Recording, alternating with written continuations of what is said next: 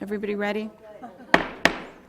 Good evening. This work session of the Common Council is now called to order. May we have roll call, please? Mayor Gates? Here. Vice Mayor Miles? Here. Councilmember Kress? Here. Councilmember Lingenfelter? Excused. Councilmember Scott Staley? Present. Councilmember Waite? Here. Councilmember Yocum? Good evening. We have a quorum. Thank you. All work session items listed are for discussion only. No action can or will be taken. The primary purpose of the work session meetings is to provide the City Council with the opportunity for in-depth discussion and study of specific subjects. Public comment is not provided for on the agenda and may be made only as approved by consensus of the Council. In appropriate circumstances, a brief presentation may be permitted by a member of the public or another interested party on an agenda item if invited by the mayor or city manager to do so. The mayor may limit or end the time for such presentations. First item on the work session is report by Jim Hinckley and Josh Noble on cooperative Route 66 activities.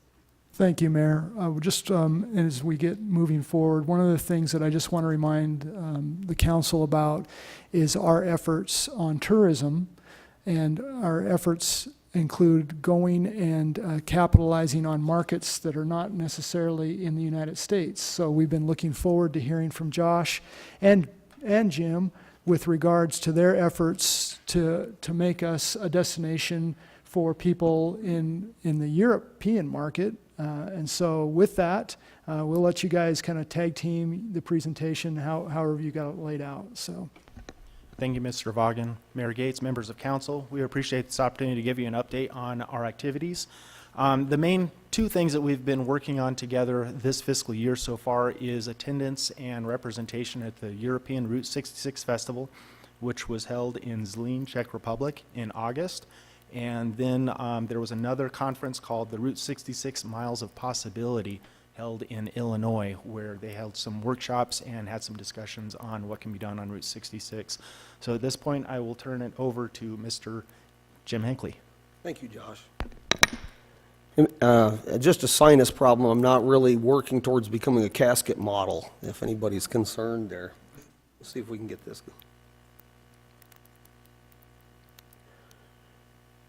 Just give you a quick rundown on some of this that we accomplished and the scope. A lot of what I've been working on has been to create to expand on the marketing network that we started with 2014. And thank you, Josh. It's we started this in 2014, building a international promotional network for Kingman when we had the Route 66 International Festival in Kingman. I question these numbers. 20,000 seems a little high, but those were the numbers I got from the event organizer of the event in Zlín, the Czech Republic. There were attendees from at least 10 countries. Tour companies from 5 countries participated. Extensive media coverage. I gave in a wide array of interviews, and even got to talk a little bit with the U.S. Embassy about this, who had funded a lot of the project and helped with some of the marketing. I have no idea what these people were saying about me or us. I'm hoping it was favorable, but I gave quite a few interviews for radio, television, and print while I was in Zlín. Josh and all of us worked quite hard, especially on Saturday, distributing a wide array of promotional materials to people at the event. This kind of gives an opportunity to say something about the very unique nature of the Route 66 community. It puts us at a great marketing advantage. The Route 66 is literally, it's a linear community. And here we are in Zlín, and we're busy. But we've got a motel owner from Missouri handing out promotional materials from Kingman, helping us promote Kingman. We've got members of the Dutch and German Route 66 Association helping us promote Kingman. And in turn, we're handing out materials just simply trying to get people on Route 66, because if they're on Route 66, they're coming to Kingman. The video that we developed last year with My Marketing Designs with some funding from tourism is now being shown at 66 Home as a regular feature. It's a bed and breakfast in Slovakia. Promotional materials we gave out as souvenirs during travel. I went spoke in 5 countries, met with several people. We made an arrangement with Marian Pavel. He's developing Route 66 navigation travel app.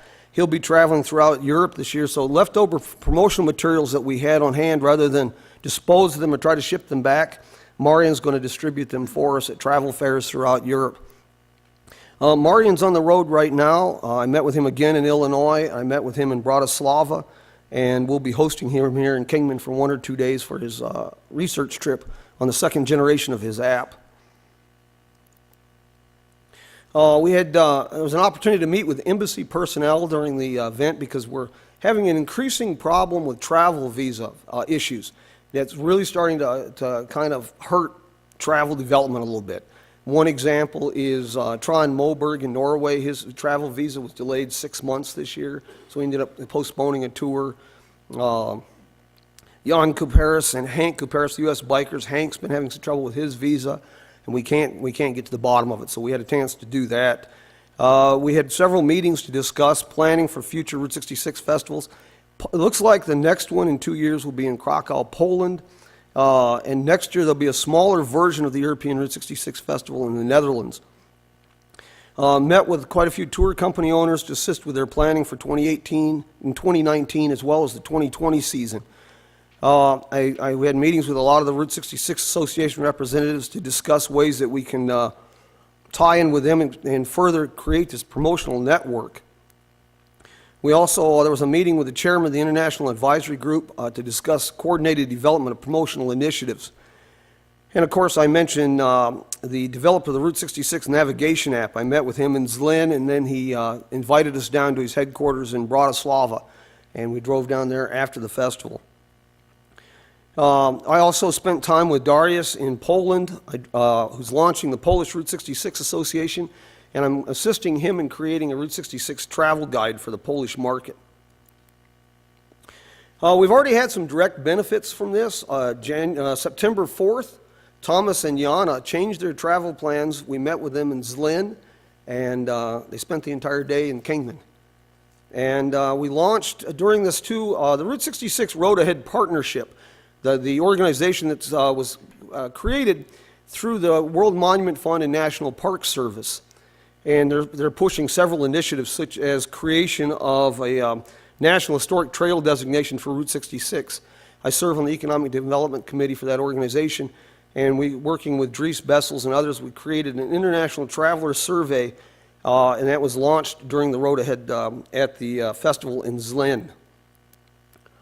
Also, before I left for the European Festival, I had several projects that were in the hopper, and I managed to facilitate these, bring these to fruition, even though we weren't here in Kingman. We took care of a National Geographic photo shoot at Grand Canyon Caverns. American Prairie, a Midwestern PBS pilot program, they were here for several days in August, did a photo shoot at locations in the Kingman area. I met with the producer of this program in the Miles of Possibilities Conference in Illinois. The program has been approved, and they will be back in the spring to start shooting a full series on Route 66. And I also helped Franco Safari, an Italian videographer and photographer. I set up several locations for him in the Kingman area to shoot while I was away. The importance of this is long-term. A lot of these projects we started in 2014 are starting to bear fruit now. For example, the European Festival, the first European Festival in 2016, the first meeting to plan that took place in Kingman in 2014. But because we had a presence at the festival in Germany in 2016, we were able to put together a nice reception for the Dutch tour group in May of 2017. We have U.S. bikers that had 5 overnight tour stops in Kingman 2017, 4 in 2018. We organized the first European Route 66 tour. They were here May 15th. It was a great community building initiative. We had a nice reception from downtown. We got the local car clubs together to play taxi cab for these people. We got some tremendous publicity out of this. As the German Route 66 Association did a nice piece in their newsletter about the hospitality in Kingman. There was a documentary about bicycling Route 66 developed by the Czech Route 66 Association. We were able to get some good Kingman coverage, Grand Canyon Caverns. Local bicyclists went out to the caverns and joined Zenik on this and rode into Kingman. We had a front row seat to planning for the second European Route 66 Festival, which took place in Zlin. And we had a German documentary in 2017 that had a lot of Kingman coverage. The Miles of Possibilities Conference was also a fall promotional and research tour.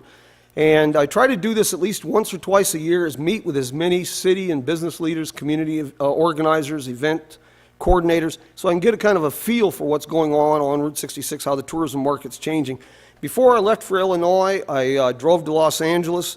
I met with the new president of the California Route 66 Association. I've got a couple of pretty exciting projects there that might be in development for 2019. And while I was there, I did a presentation on Route 66 in western Arizona, our 160 miles of smiles for the Inland Empire Car Club in Rancho Cucamonga, and they're planning a spring trip, probably April or May, not the fun run. The whole idea of this is to build cooperative partnerships. And because I was at the Miles of Possibilities Conference, and I was in on the beginning of this conference actually started in Kingman in 2014 here. We broadcast these live on YouTube, and that became the Miles of Possibilities Conference now that's held in a different city every year in Illinois. And I sat in on the initial planning session for the 2019 Miles of Possibilities Conference, which will be in Normal, Illinois next year. And we also discussed, because it's weighted heavily towards the eastern half of Route 66, we discussed the feasibility and possibility of having an east and west conference, a west conference in the spring and an eastern conference in the fall, and then linking the two. And that's one reason I was also talking with the president of the California Route 66 Association in Los Angeles. Last year when I was on the road, I met with the New Mexico Route 66 Association president, Melissa Beasley, and we created a News from Our Neighbors program where their monthly, semi-monthly newsletter for the, it's actually a glossy magazine, has a News from Our Neighbors. It's news from Arizona along the Route 66 corridor, chilling on Beale. We can promote different events. And I met with her again on this trip to see how we can expand on that. And of course, I mentioned Marion Pavel and the American Prairie PBS series. I had a great visit with the city clerk in Galena, Kansas, who's also the vice president of Kansas Route 66 Association. And just in case, I know we get tired of the divisive politics and how we don't seem to be getting things done and people aren't getting along. Just thank God you don't live in Kansas. They have 13 and a half miles of Route 66 and 2 Route 66 associations that don't play well with each other. But they've launched development of phase 2 of their Bricks on 66 program, a Route 66 Walk of Fame fundraising initiative. They did very, very well with the first 2 years of the project and created a lot of pocket parks and great murals and some all-new street lighting through downtown Galena with the program.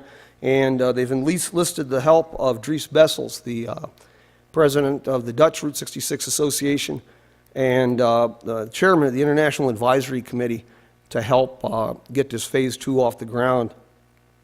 I also had a great meeting with the executive director of Pulaski County Tourism Bureau and Visitor Center.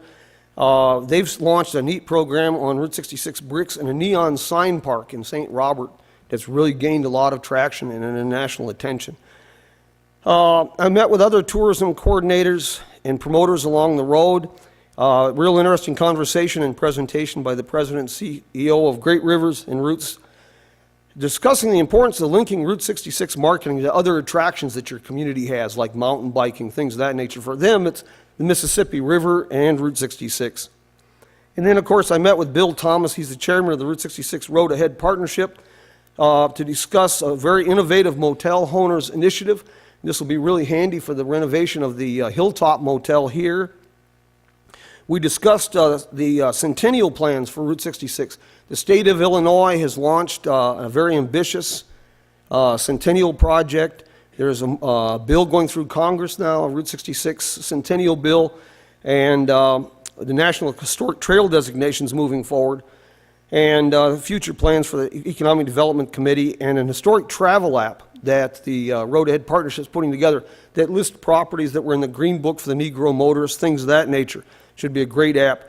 And the Centennial Celebration here in Arizona, we've got some pretty good endorsements, and I'll have more information on that soon, but we're going to be kicking that off before the end of the year. We'll be ready to move on this. And of course, I deliver promotional materials. The Historic Route 66 Association in Arizona had materials they asked me to drop off in Holbrook and at the Jack Robert Trading Post. And then I distributed promotional materials at selected locations all along the Route 66 corridor. Materials provided by Josh, by Diana Seller-Dorr, people from Chillin on Beale, the Route 66 Association of Arizona, and a lot of these places have Route 66 planning centers. So we now have posters from the Grand Canyon Caverns and promotional materials at places like the National Route 66 Museum in Elk City, Illinois, the Visitor Center in Joliet, Illinois, the Oklahoma Route 66 Museum, so pretty much all along the corridor. We also, I was in Michigan on this trip. I spoke at a fundraiser for a really fascinating automotive museum, and it gave me a great opportunity to promote and talk about Route 66. And I had a great meeting with a Model T club that's looking at a southwestern tour, possibly in 2020. This is something I was really proud of.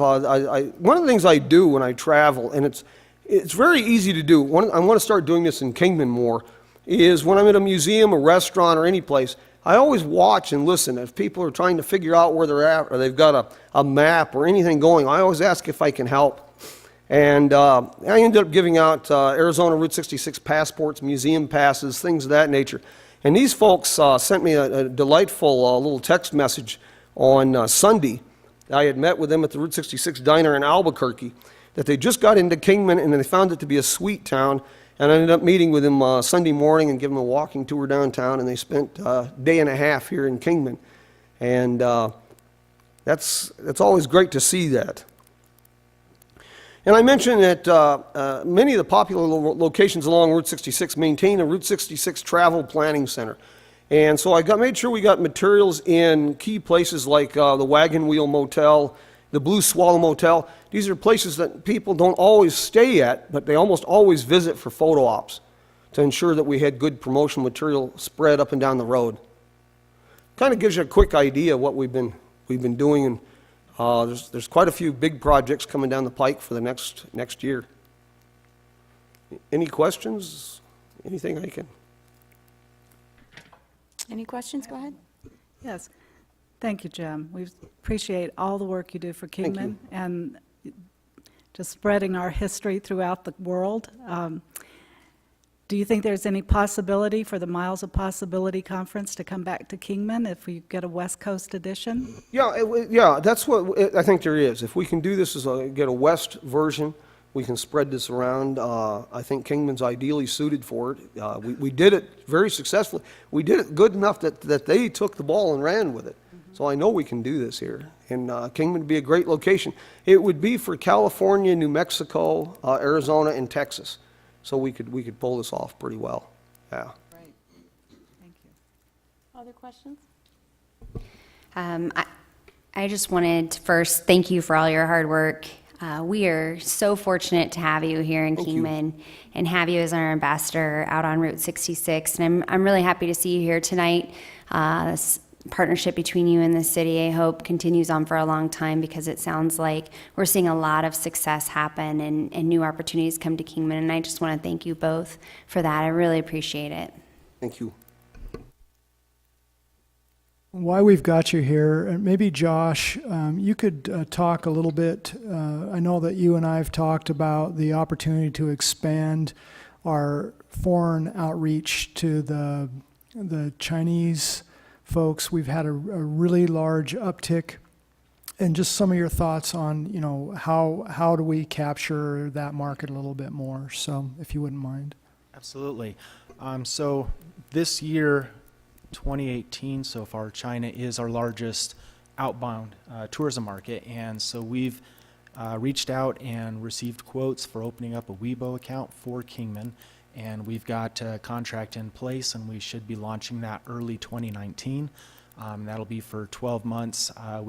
In order to have a Weibo account, you have to have a Chinese company that manages it, not only because I don't speak Mandarin, but also because it's the rules of the Chinese government, and that's how that goes. So we're fortunate to have something that's in our budget, and it's going to provide a couple quotes or a couple posts a week, and they'll be able to manage that, and I think that's going to be a big push into the Chinese market. We also have another program that's going to create a blog post that will be translated into German and French, and that's going to be promoted via Facebook into those markets to help us give a little bit of a push into those markets in early spring. So international travel is definitely a big part of what we're seeing coming into the visitor center. It's what we hear from the hotels that they're seeing, and we're trying to see how we can better capitalize on that. And of course, working with Jim Hinckley and his contacts with the Dutch Route 66 Association, the German Association, the Japanese Association, all of these are big helps to getting the word out about Kingman and our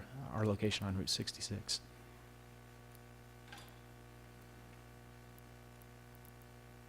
Anything else on this? Thank you very much. Thank you. Thank you. Appreciate the report. Item 2, trails update.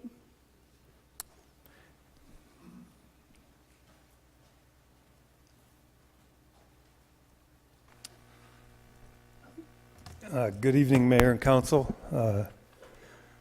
Get my PowerPoint up here.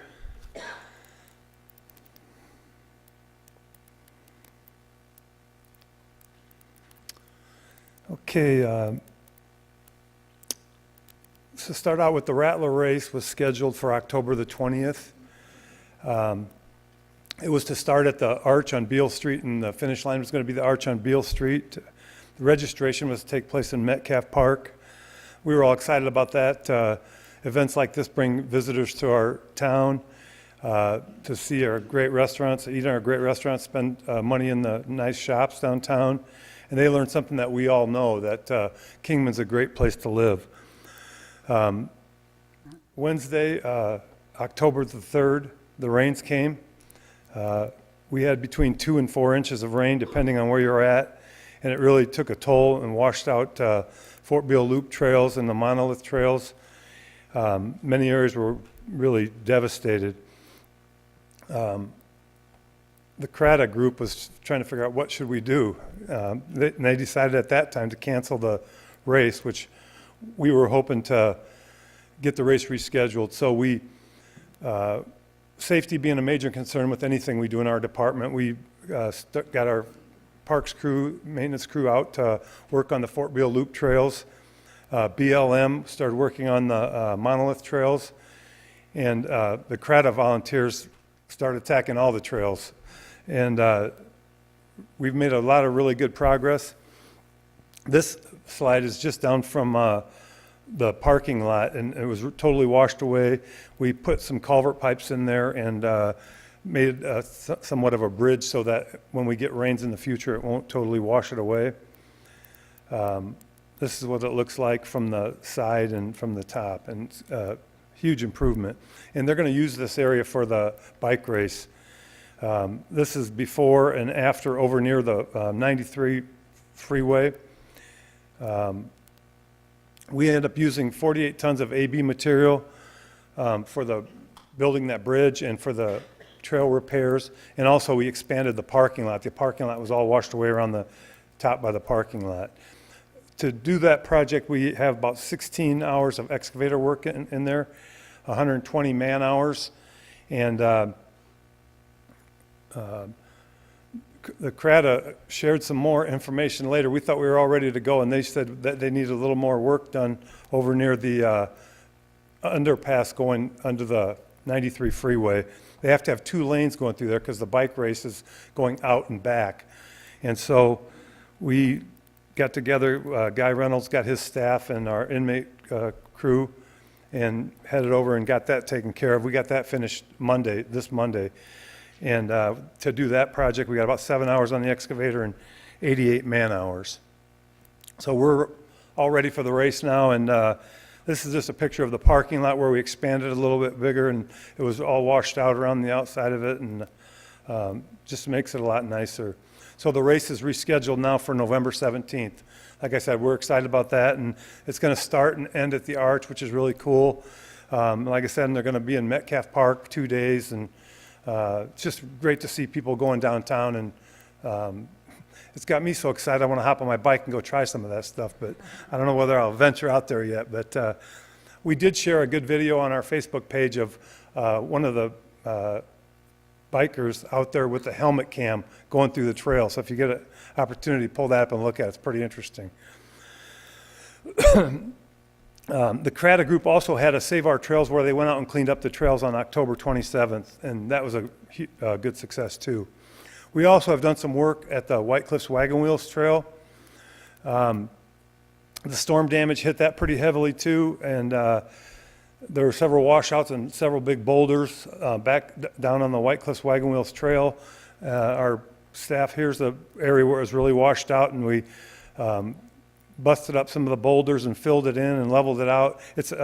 I think it's really in the best shape it's been in since I've been in Kingman, and I go out there quite a bit. Whenever we have people in from out of town, we take them out and show them that area because we think it's a pretty cool area. So we've really cleaned that area up good. Here you see the pictures of the boulders on the trail, and our inmates busted them all up and got them off the trail. So and that's going to help maintain that trail, keep it in good shape. We also built a little trail out, an extension of the trail out around the White Cliffs Wagon Wheels. And that's what this is. It goes out around to the north side of the trail, basically. It's about 600 feet. You can see here where it goes off and goes out around keep some of the traffic off of the wagon wheels. And it just makes a nice little loop to walk up and back, and it's just a nice little improvement. We've got about 95 man hours in that area, and 95 man hours on the White Cliffs Wagon Wheels, and 64 hours on building the lower trail there. I went to an Arizona State Parks Grant Workshop on October the 26th. It was really a good event, and I got some more information on the upper trail, the grant where we have the $14,000 grant. We are one of 35 grants that they're looking at right now, and we've been approved, but we have to wait for the approval to proceed, basically, is what it's called. And by the end of October, at the meeting I went to, they were hoping to have it in the hands of ADOT and the Environmental Planning Group and SHPO, the State Historic Preservation Group. They have to all approve any of these trails that are being built.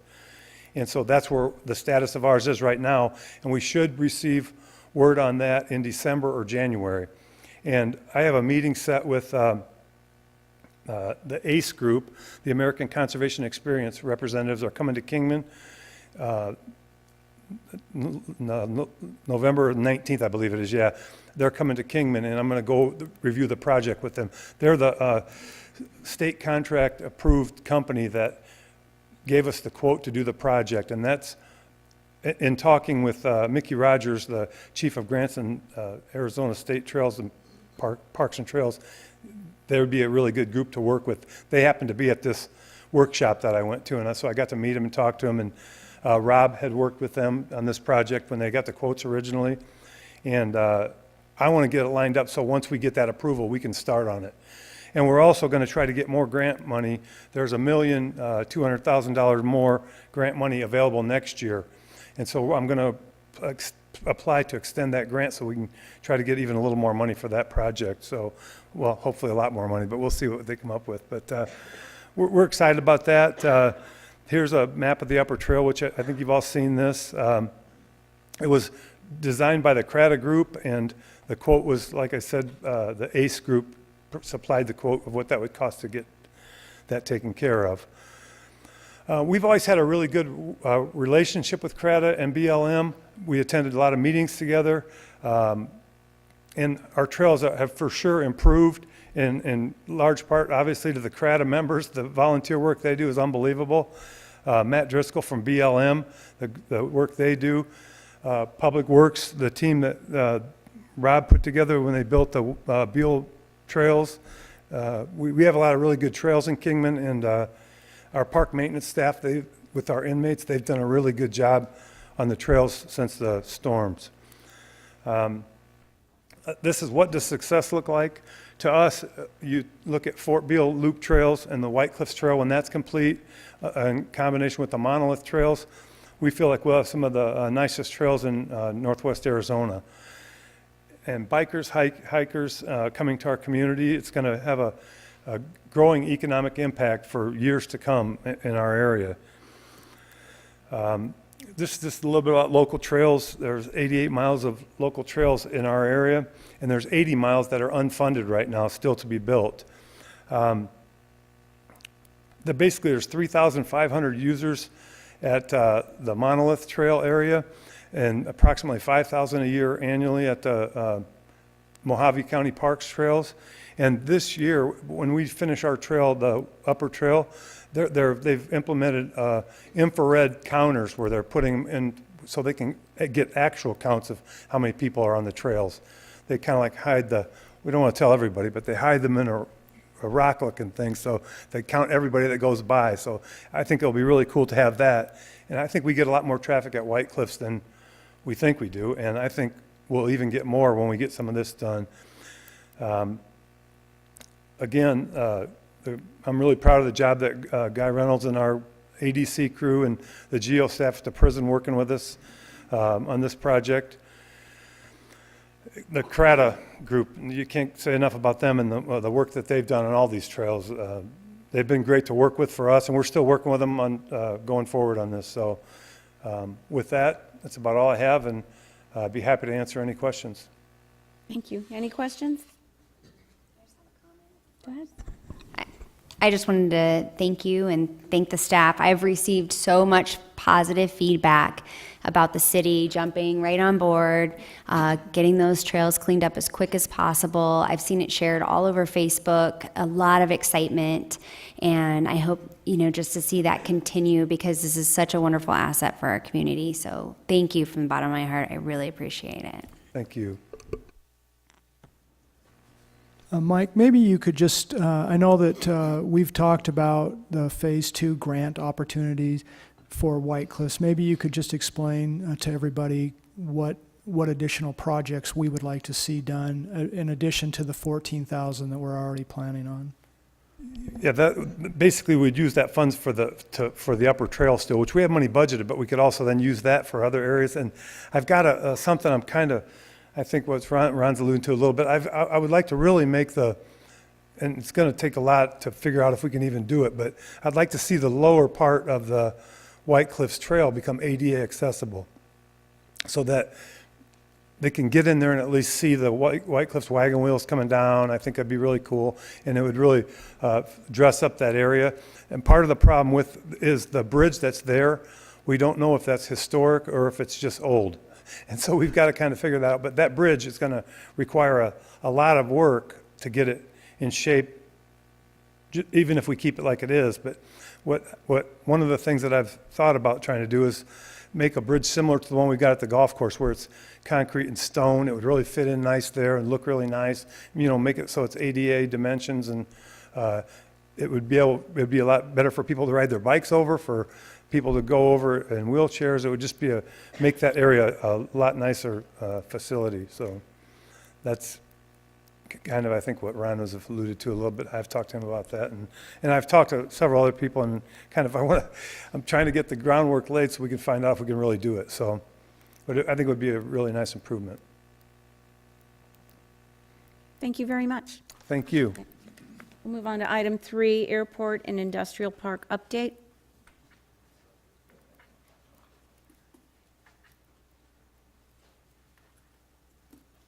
All right, how do you get this up? How do I get to the other?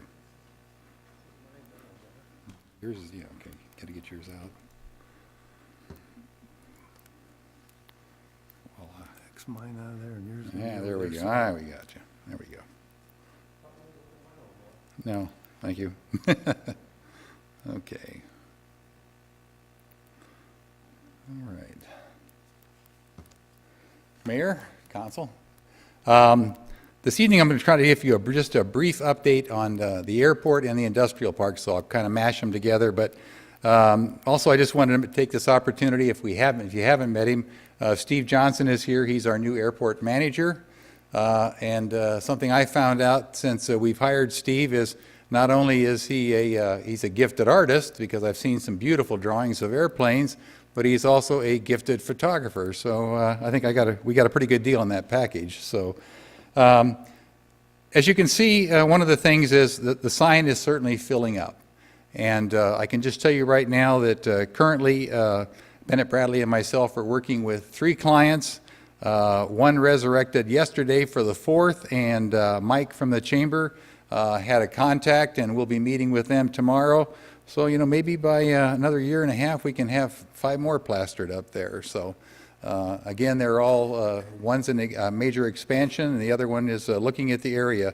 The thing that's benefiting us right now, and I shared it with our city manager today, it's both our climate and our location.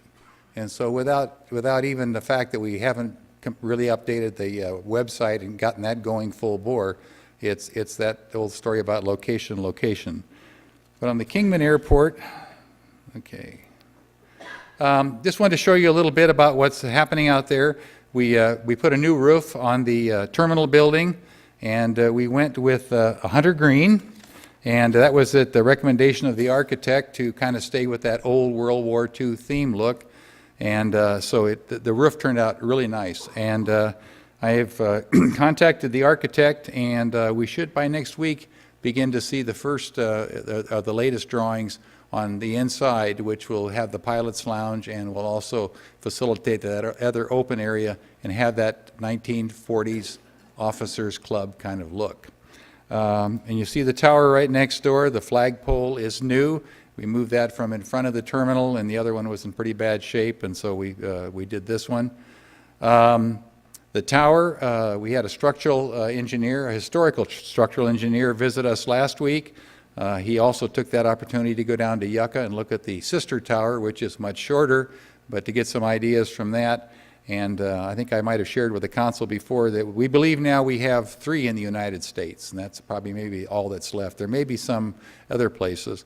But he'll finish his stuff up, and what he'll do is give us the recommendations on what it's going to take to make that tower safe and sound and get many more years of life out of it. And then, you know, what we can probably do, certainly as a community, is decide what would we like that tower to do. Duplicate the old radio stuff, make it a visitation area. And when you look at the next picture, you can see how nice it is to get up there and take a picture. And I just wanted to share this with you because, you know, we don't get to see it from this elevation and show you how nice those parking lots turned out with the resurfacing. And that area was all a bunch of, where you see the gravel and stuff in there was just a bunch of weeds and everything. So same time that we sprayed the airport and negated the weed problem out there, we touched several places at the airport itself and outside of that. And so that was one area. And you'll see a little later, there's another picture of a ton of gravel. And but we spread that all out, and it's just a nice look. And so it's part of just certainly keeping it clean. One of the things that happened to us this last weekend, it just seems like when the wind blows, we have a couple of residents out there that have product that goes windbound and with nothing flat. And for whatever reason, it seems to be drawn to Mojave Drive and into the ditch. So Steve and I worked on and talked about it, but Steve's developed a plan to make sure that no matter what, that Mojave Drive always looks good. And we're also going to be, again, working with our clients at the airport because one of the big problems is the folks that do the styrofoam. If we get a strong wind, man, off it goes. And he actually has 2 people on his staff that chase stuff around the park. I mean, because they can't keep it all nailed down. And then they're over there by American Wood Mart too. Some of that product is light that they have in the dumpsters. So, but we're going to make sure that stays in good shape. So, runway 321, the crack seal was completed today, and they let that sit. And tomorrow the restriping will start. And that's another important thing for us because it was noted in our last FAA visit. So we're getting that completed.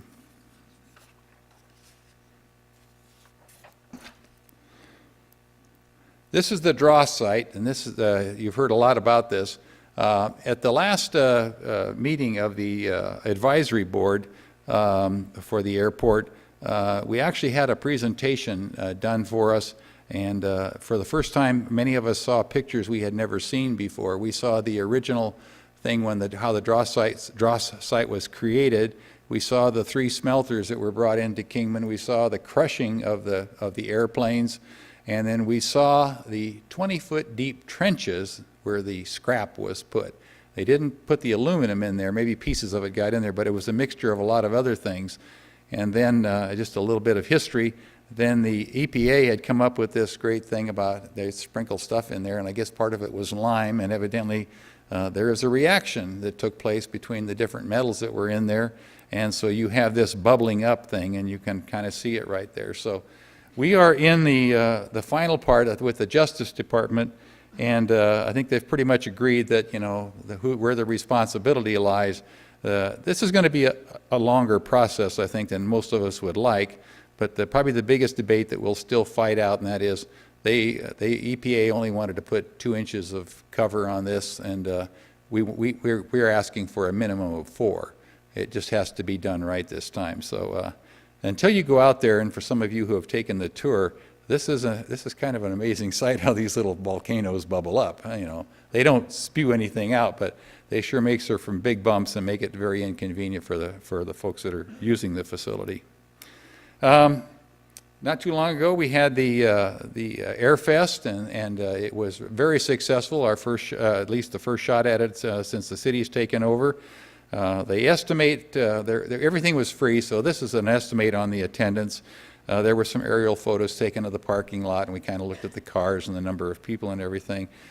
It was a fun event. I was up there, and the other thing that made it pretty neat too was Joe Husband, who was our interim. And by the way, Joe left us last Friday, and so he's one heck of a disc jockey, and so he did all the sound stuff. And I know Councilman Yoakum, you could hear his voice everywhere. This guy is, not only is his equipment terrific, but he's got this great big disc jockey booming voice, so it didn't make any difference where you were at the airport, you got the message. So they had a lot of prizes, a lot of folks, they had a lot of military vehicles. It was just a lot of fun, and so I think certainly hats off to the Experimental Aircraft Association. Our part is that we had all of our staff there. We made sure that everything that we could do to assist. Also earlier on, with the help of a little bit of airport, some little bit of funding there, but a lot of it came out of tourism. We bought these the dividers, or these things that would set up, and so we had it really made it nice. When you went out there, it was a very professional look, and so you could guide people in traffic because you really had to keep them out of where they were running things on a live basis. And a number of people took the rides in the Mustang and some of the other planes, and so it was I just think an overall great event. And the volunteerism that day was just terrific. Everything was right on the money. Now here's something that was really kind of, I think, extremely cool, and that is what they do with these Experimental Aircraft Association and these Young Eagles flight. And they give these kids the opportunity to go up and fly. And I don't think there's anything like seeing a young person that you bring out of an airplane and it's their first time up and the thrill. So the other thing I think is so nice about this is that it plants that seed of opportunity. You know, maybe this is that next fighter pilot, that next airline pilot, or whatever it may be. But they give of their time through this association, and they really make this Young Eagles a very successful program. The biggest thing that's happened now is while Joe was still with us, we were able to kick off the master planning and the CIP project, so that is off and running now.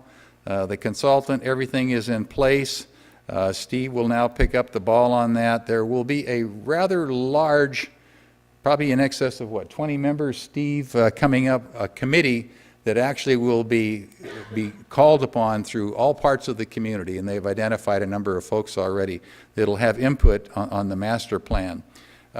We also have taken another step, because one of the things that's become quite obvious is we have to really move a lot quicker on getting that next 1,200 acres released for industrial development. So using the same consultant, they're going to be giving us some help next week on steps and planning and how we can put this into more of a hyperdrive with the FAA. It'll go concurrent with the plan, but I think we really can't wait for 2 years. I think we're down to about 140 acres now that's available. There are some certainly private parcels out there through some of the folks that have the leased buildings and things like that. But this needs to happen. So we're blessed with this Kaufman group, and the biggest thing is, and Steve and I were talking about it today, is their history with the airport. And so we've been able to get so many questions answered because they just know about stuff. And so one of the things that they're assisting us with is we have a cleanup project at the airport on 16 acres, and we have a client that's interested in it. And it was an old burn site, and so they also have the access to the environmental studies and stuff. And so the preliminary has been done. We'll know at the end of the week what it's going to cost and what the scope of the cleanup is. But these are things that we're just simply going to have to do in order to make the property viable for the tenants that can come in there. So that's cooking right along. The CIP, like I told you, the 5-year project or capital projects are online with both the FAA and ADOT. So there's a lot of stuff going on out there right now, but the biggest thing that I want to stress is that we continue to strive to make it a clean, nice-looking airport that's welcoming. And so that's really one of our top goals out there. So the tractor that you all had approved has arrived. Unfortunately, the 18-foot lawnmower that cuts a swath 18 foot has not yet, but we expect it could be here, we hope no later than January, and so that'll certainly speed things up. But that's the work that we're doing on the airport side of the ledger. So, okay. All right. Okay, I have another set of slides here. I've got to use this more often, huh? There we go.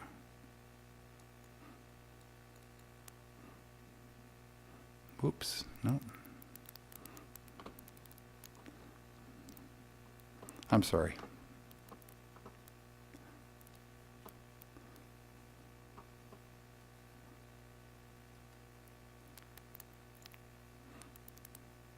Okay, here we go.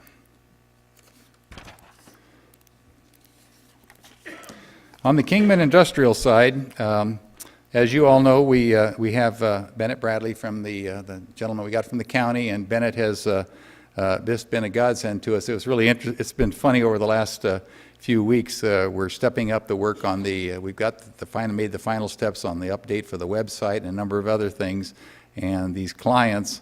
And then also the other person I have to take my hat off to is Carl, because Carl helps us through making sure that anything we're doing in the way of leases or anything that we're looking at, that it coincides the way it should work from the city standpoint. And so we've been doing a lot of work in that area. But Bennett said, well, Gary says you told me I'd be busy, but I had no idea. So this is just another shot of the sign from a little bit different angle. The landscaping and weed abatement, like I said, we extended it all the way to the front of the park, and so we made sure that entrance really looked nice. This is that same gravel parking lot that you guys saw from the earlier photograph that we took down. We did from the tower, but we put a lot of gravel in there. I got to tell you, a lot of dump trucks, and so. But again, I think it's that end product that I'm really looking for, and it really looks nice. We continue to expand the signage within the park. We've gotten compliments certainly from many folks in the park that it's just made it a lot easier for truckers, especially anybody new coming to the park, to find their way around. So this is something I want to tell you about, that Citizens is, boy, listen to me, Unisource. So a little flashback there, huh? This will come online in April. This is the extension or the expansion of the substation out there. They've invested $8.5 million, and it'll go from 22.4 kVA to 80 kVA. So you can see the reliability that'll come into place there, and the fact that the system is now looped. And this will also be good certainly for anything headed towards Kingman. So this substation is really a big deal. But more than anything else, it's really the reliability for safe, effective power for the industries that are in that park. And again, I certainly tip my hat to Unisource.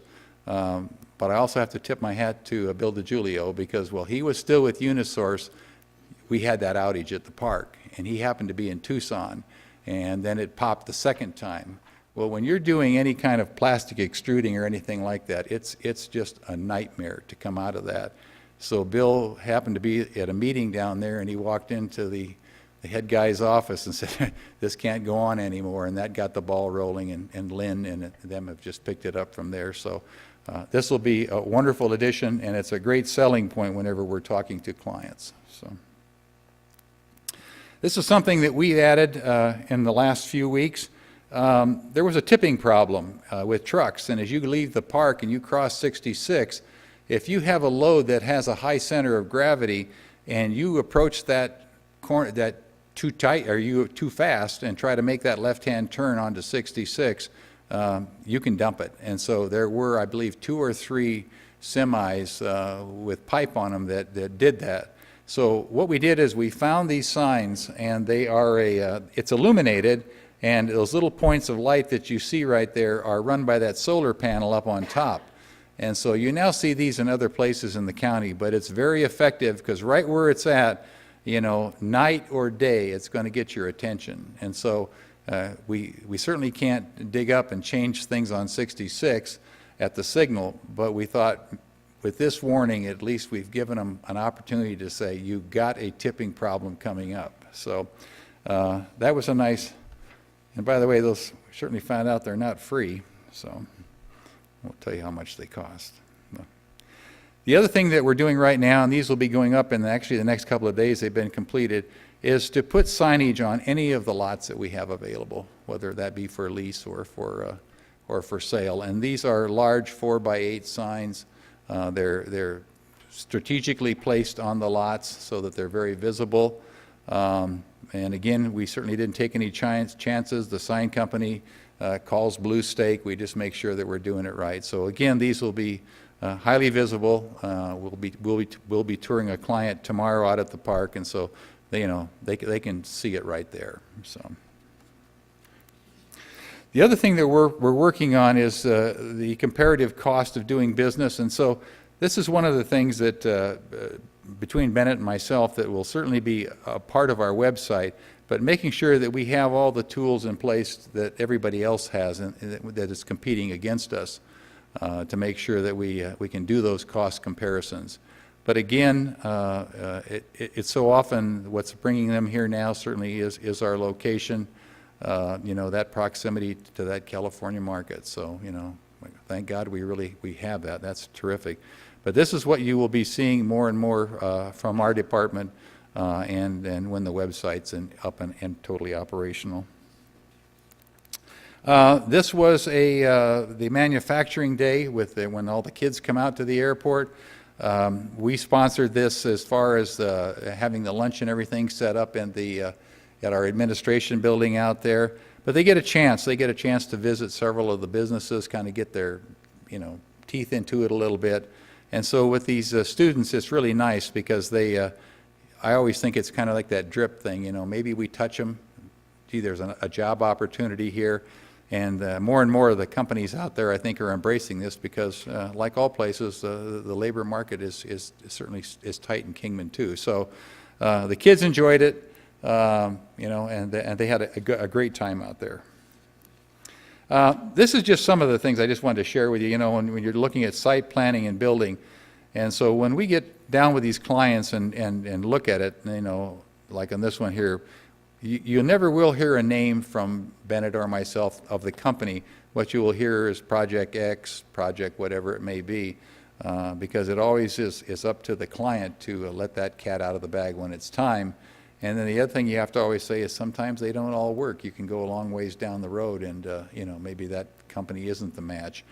But one of the things that when Bennett joined it from the county that I did ask him to do was to certainly stay on with those projects that he had started at the county, because really anything that happens south of us on Griffin down in that way is really important. Like Scott Industries, we know where those jobs come from. And so we just make sure that when we look at Kingman, we really look at the broader picture. Yes, we certainly want them at the airport, and that's the first shot we take. But maybe their needs for large acreage or something we can't accommodate at the time. One thing we do have at that airport, though, is that rail, and that's another wonderful thing.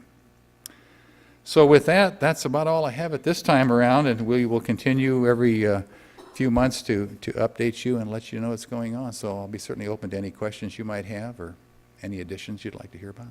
Thank you. Questions? I have two. Can I go ahead? Thank you for your presentation. This is why I love going to the airport commission meeting. I love being the liaison because it's just one piece of good news after the next and opportunities and great things coming down the pike. So thank you. Thank you. I had two questions. The first, when we talked about the remodel that's happening in the terminal, is there any plans to also renovate the back patio, or is it just all inside the building? Right now, it was just inside. It was that lobby area, and then that front area, we're taking that out, and we actually found another space right behind it we're going to utilize for the pilot's lounge. Great. The restaurant leasee is actually interested and said that at the same time we do that work, they would like to do something on the patio area. Oh, good. So they would like to enclose it because the use is there. They just want to figure out a way to, to knock off that wind problem that you have on the patio. So. Right. I've had breakfast out there a few times recently, and it's beautiful, and you're looking out on the mountains and all the planes coming and going, and it's just a nice spot to sit. So I'd love to see people utilize that area. It's just another diamond in the rough. My other question was about the sign that has been installed to warn the truck drivers about tipping. Have we had any incidences since you put up the sign? Is that effective in helping? No, I mean, we certainly hope it is. We have had no incidents, no. Right. And these happened, I think, they were several months apart, but nonetheless, the problem was there. And I think where it really probably came into play was the new driver to the area, which is the same ones that we're having trouble getting around within the park. So the one other thing that I wanted to, if I could expound a little bit, we also had last week our Public Works folks out there, and we had the folks from the county on the roads. So I just wanted to let the council know that I think we are forming a really good relationship because our thing is whatever we do at that airport, it's good for all of us, and it certainly is good for the county. That's a Absolutely. Wonderful tax base out there. And so there's already been some positive things that have come about because of that meeting on the roads. Because there are roadways out there that we're going to have to get corrected, and we're going to have to bring them up to snuff, and especially when semis use your corners and stuff, that they can knock them down a little bit. So that went extremely well, and I just figured we'll just keep making one step at a time on that one there. So Great, thank you. thank you. Any other questions or comments? Yes, you had something? Okay. I just want to say I love the presentation. Beautiful. The progress has been remarkable. I'm glad you mentioned the roads and bringing those up to snuff. I think one thing that would the airport could benefit from would be a marginal widening of Mojave Airport Drive. Not necessarily 2 full travel lanes in each direction. I brought this up at a partner meeting at one point, but a single, a half lane each direction, effectively a full 3rd lane, which would be a center turn lane. So obviously that would be beneficial at some point. But I'm tremendously appreciative of all the improvements, all the investment that has been, everything that has been accomplished in the relatively short period of time. I think the Airfest went extremely well.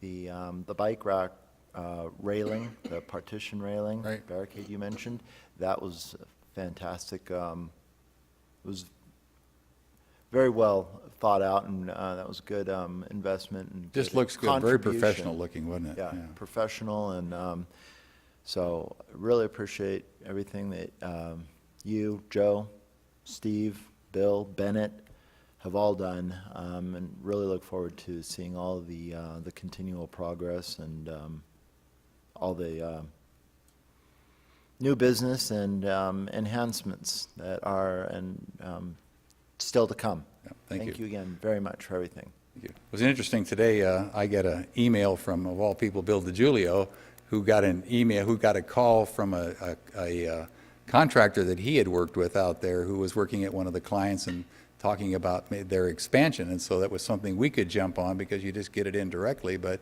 yeah, I was just thinking, it's all that relationship stuff and how nice to have that. So, thank you. You had a comment, Vice Mayor? Please.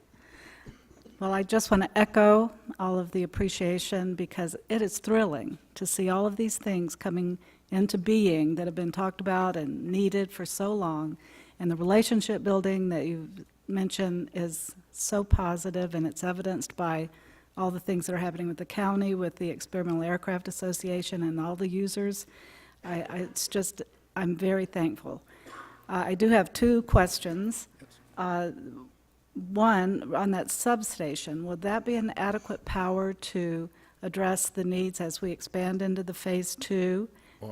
Yes, I mean, they really looked into the future on that one, because it's going to triple the capacity, more than triple the capacity of that substation, and it's handling it today. Excellent. But it really offers us is a really good redundancy. That's the nice part. So, The other question on the phase two, is there any evidence of any environmental concerns in that area? I guess who knows? There may be, because they had these little gunnery ranges set up all over where they were shooting shotguns or whatever it may be, but that's pretty raw out there. And so maybe for the most part, I think we'll probably be okay. I mean, but I think it's one of those things, Councilman Miles, we just have to, when we find it, we just have to look at it, get on it, and just don't leave it sit around. So. Right, sounds more But I don't know superficial. there may be stuff out there.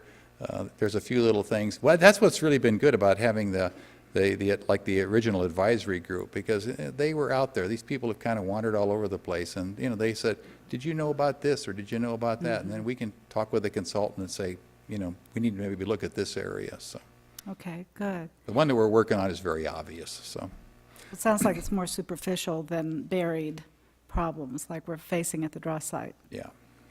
The only other question, I've had this asked several times, the relationship of you and Bennett with real estate brokers.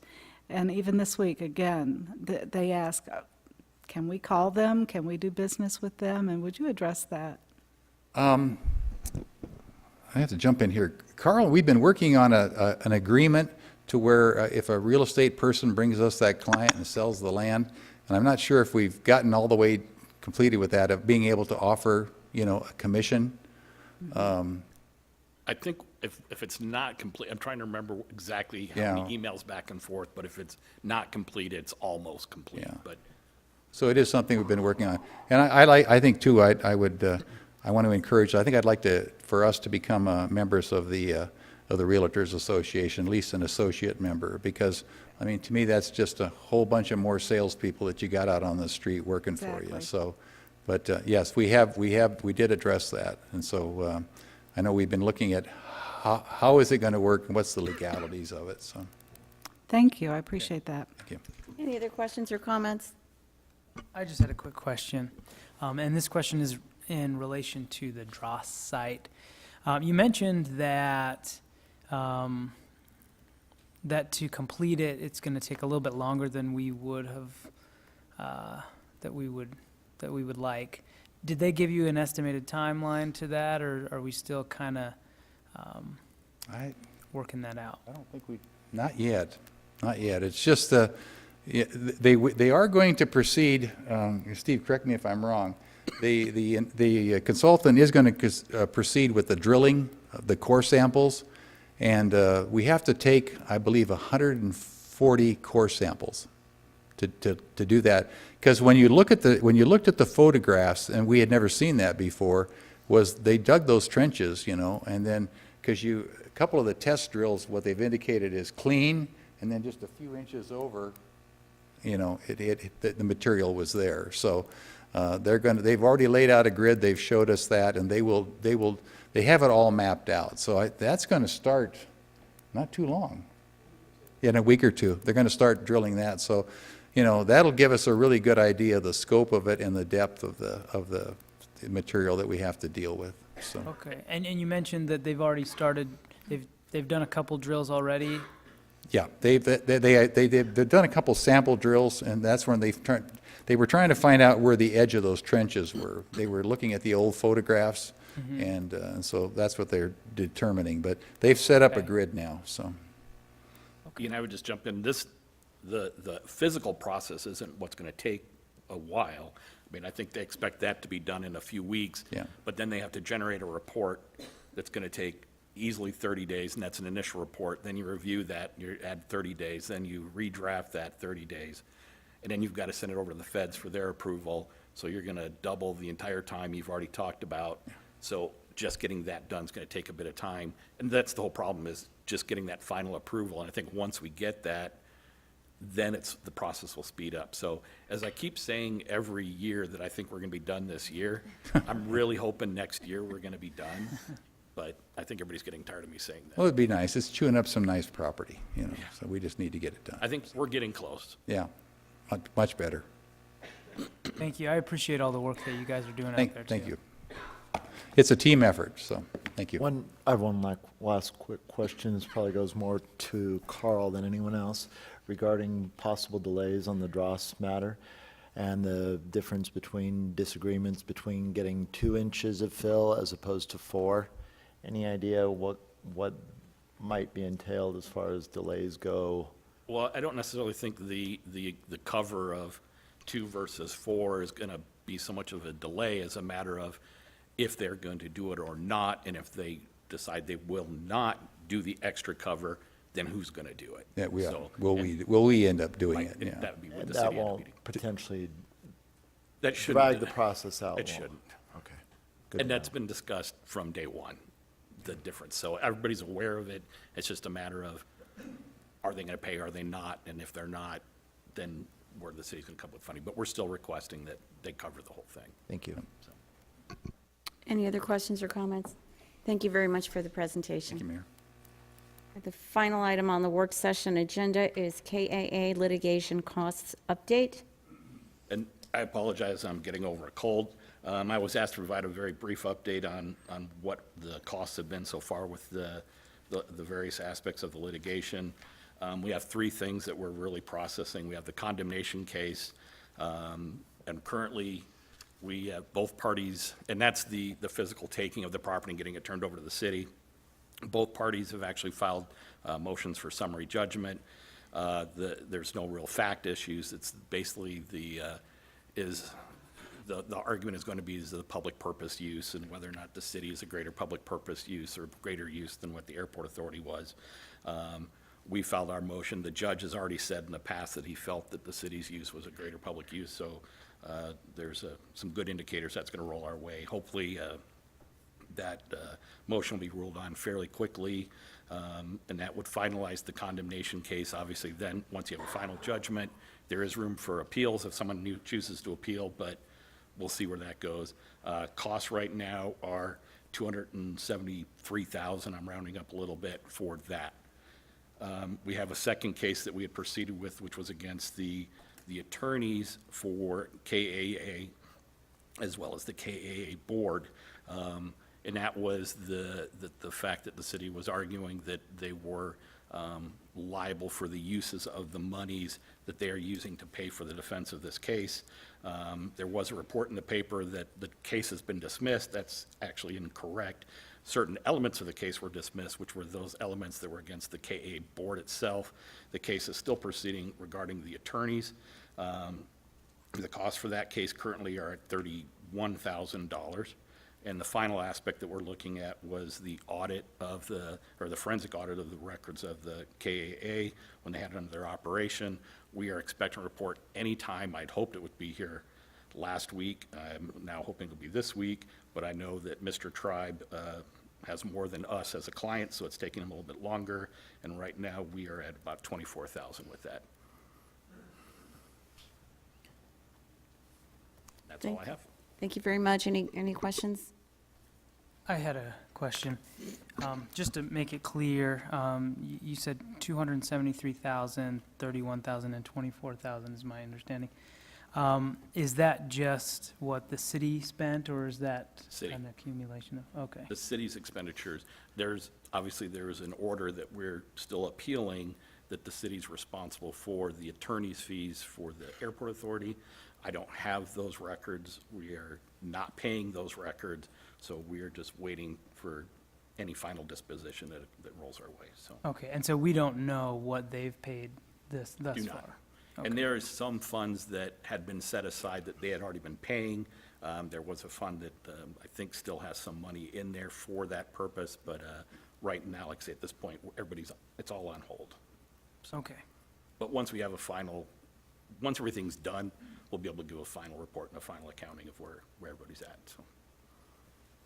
Thank you. Any other questions? Thank you for that report. Go ahead and entertain a motion to adjourn the work session at 6:40. We'll reconvene the regular business meeting at 7 PM. I'll entertain a motion to adjourn. So moved. Second. Motion and a second. Any discussion? Seeing none, all in favor? Aye. We'll reconvene at 7 PM. Thank you.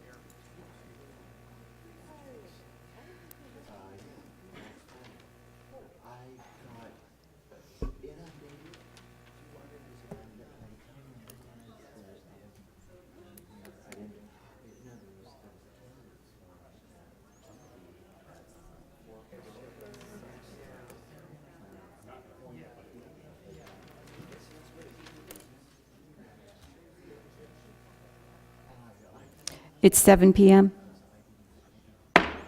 Good evening. This regular meeting of the Common Council is now called to order. There's no need for roll call. We'll move on to the invocation. The invocation this evening will be given by Rabbi Mindy Snyder of Kingman United Pastoral Association. Kindly stand for the invocation and remain standing for the Pledge of Allegiance. Thank you, Mayor and Council, for the honor of being with you this evening. It's my understanding I'm the first rabbi to be able to provide an invocation to this body, and I am so incredibly grateful. I'm also grateful for my brothers in our audience tonight, and to be a member of the Kingman United Pastoral Association, where we believe very strongly in the equality of men and women, and religious denominations to worship as they choose. I'm standing here this week. It's interesting. I was asked to do this a long time ago, and as you know, if you've read the news, there was a terrible thing that happened in Pittsburgh, Pennsylvania, actually in Squirrel Hill. I was a student at Carnegie Mellon University, attending the congregation that was attacked a few weeks ago. And it's very personal to me. So the fact that I am allowed and invited and appreciated to be here with you tonight as a member of our American Society, on behalf of freedom of religious expression in the United States, I offer these words of blessing.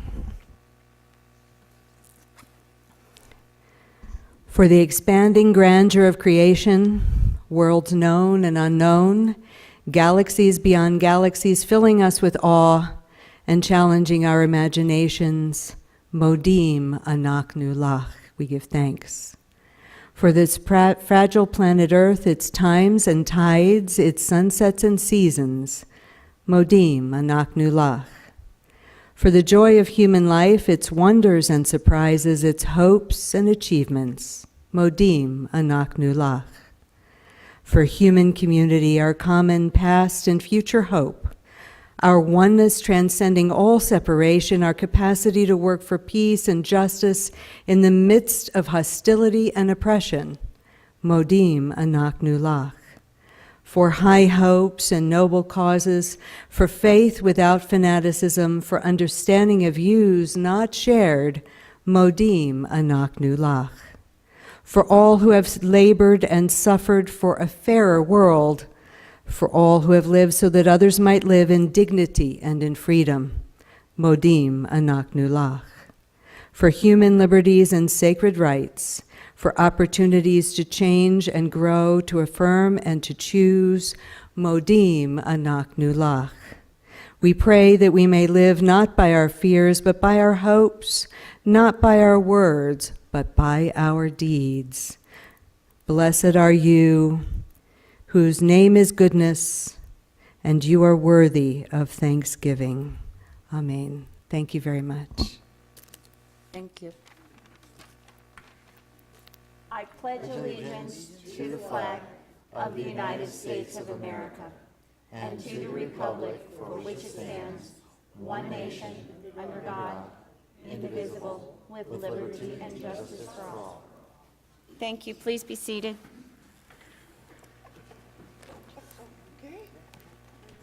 The council may go into executive session for legal counsel in accordance with ARS 38-431-03-3 to discuss any agenda item. The following items may be discussed, considered, and decisions made related thereto. Item number 1 is approval of the minutes. Hope you've had the opportunity to read the regular meeting minutes of September 18th, 2018. Are there any changes, corrections, or additions? Seeing none, I'll entertain a motion to approve the minutes as presented. So moved. Second. We have a motion and a second. Any discussion? Seeing none, all in favor? Aye. Any opposed? Moving on to item 2, call to the public, comments from the public. Those wishing to address the council should fill out request forms in advance. Action taken as a result of public comments will be limited to directing staff to study the matter or rescheduling the matter for consideration and decision at a later time. Comments from the public will be restricted to items not on the agenda with the exception of those on the consent agenda. There will be no comments allowed that advertise for a particular person or group. Comment should be limited to no longer than 3 minutes. The first person that signed up to speak this evening is Ms. Karen Gowdy.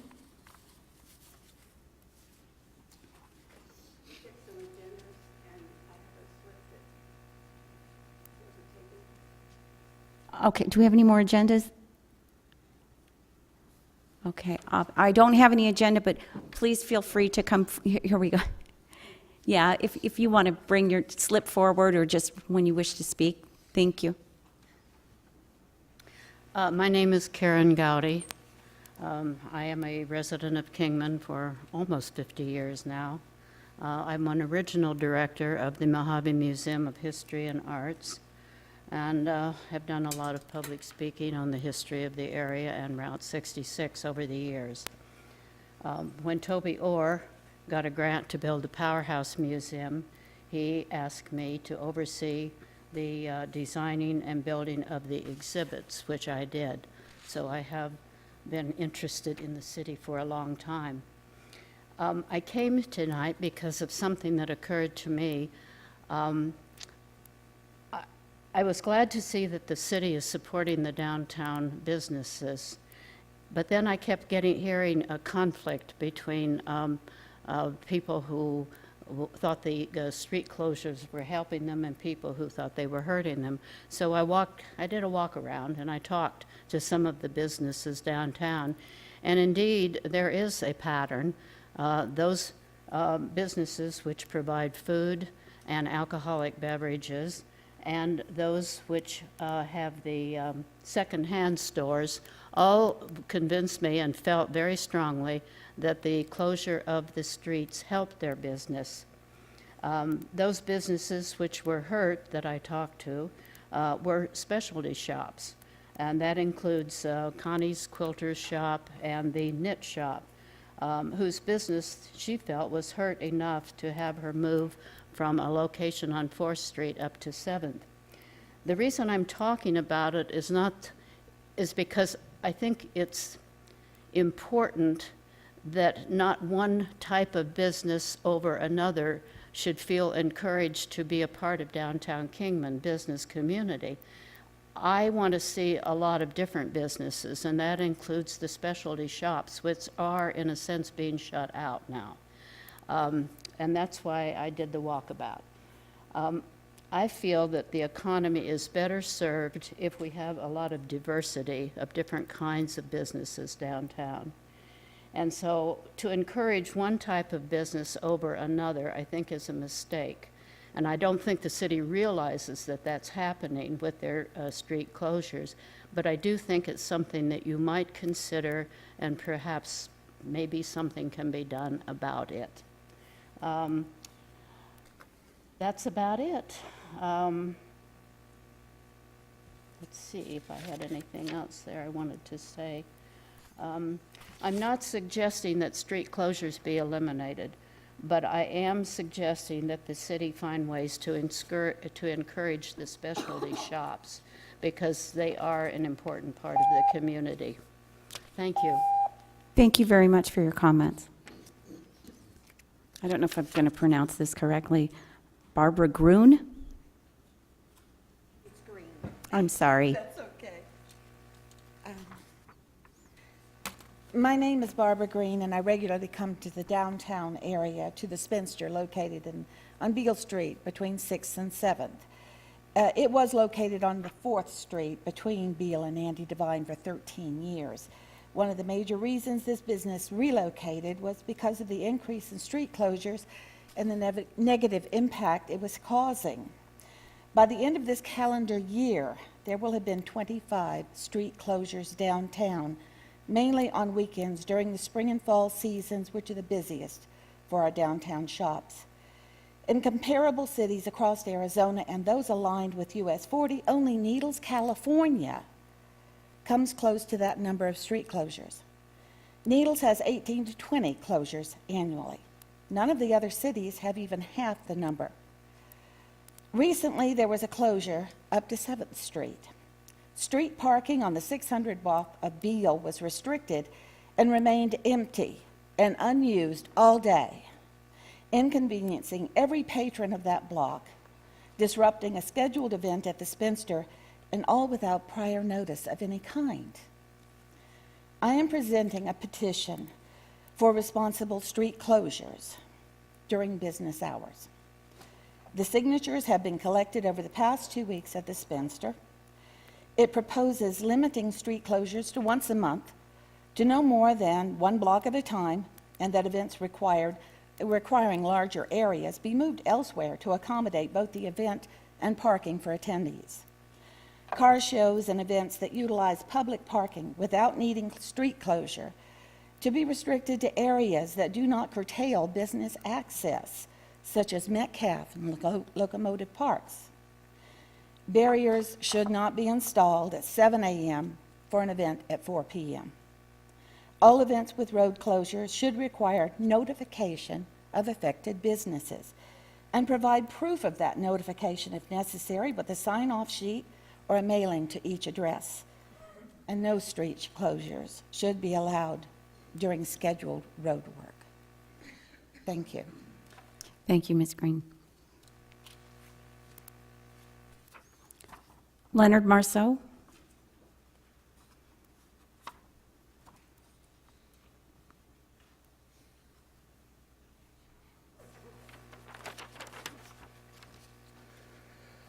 Mayor, Vice Mayor, City Council members, my name is Leonard Marceau. Just curious, show of hands of the council members and the mayors. Who owns a business in Kingman? One, and I know Mr. Lingenfelder does. Another show of hands. Who owns a business in downtown Kingman? No one. That figures. Show of hands. Who would want to be notified of a street closure that affects your business or home? Show of hands. Oh, no one wants to be notified. Mr. Marceau, you understand we Okay. can only hear your comments. We can't respond. Thank you for Under the understanding. previous special event policy, permit holders were required to notify businesses and residents within 100 yards of a proposed street closure. Not that they did. Most of them did not notify businesses and residents. That 100-yard requirement was black and white. In an email, the chief of police stated streets adjacent to the street closure are not affected by the street closure. Thus, no notification required, even though black and white in the old policy, it was required. Now we move to the current neighborhood notification, which states notify residents, businesses, etc., that are affected by street closures. Now, what does that mean? Sounds like a lot of gray area to me and very open-ended to interpretation. Contrary to the chief of police's interpretation, a lot of adjacent streets are affected by a street closure, some more so than others. If you want the public within a proposed street closure to be notified, then say so. That's black and white. Don't Mickey Mouse around with the language affected, which is only someone's interpretation. Who makes a decision that who's affected? The permit holder? Well, that would explain a lot. City staff, chief of police. With almost 25 years of writing, monitoring, and authorizing permits, may I offer a suggestion? Require the permit holder to obtain a signature of notification by all affected businesses and residents, especially those within a closed street. It's a simple one-page document. If he doesn't get all the notifications, don't authorize it. Remember, this is a special event permit, and that's exactly it, a permit.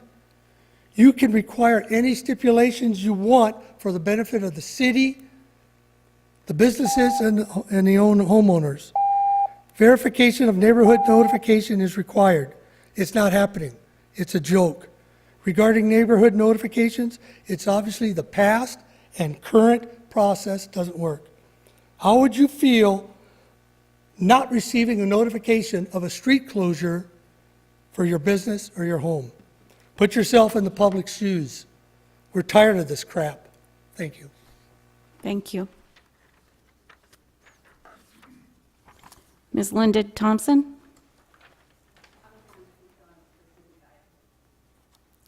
I'm sorry. Could you kindly repeat what you said?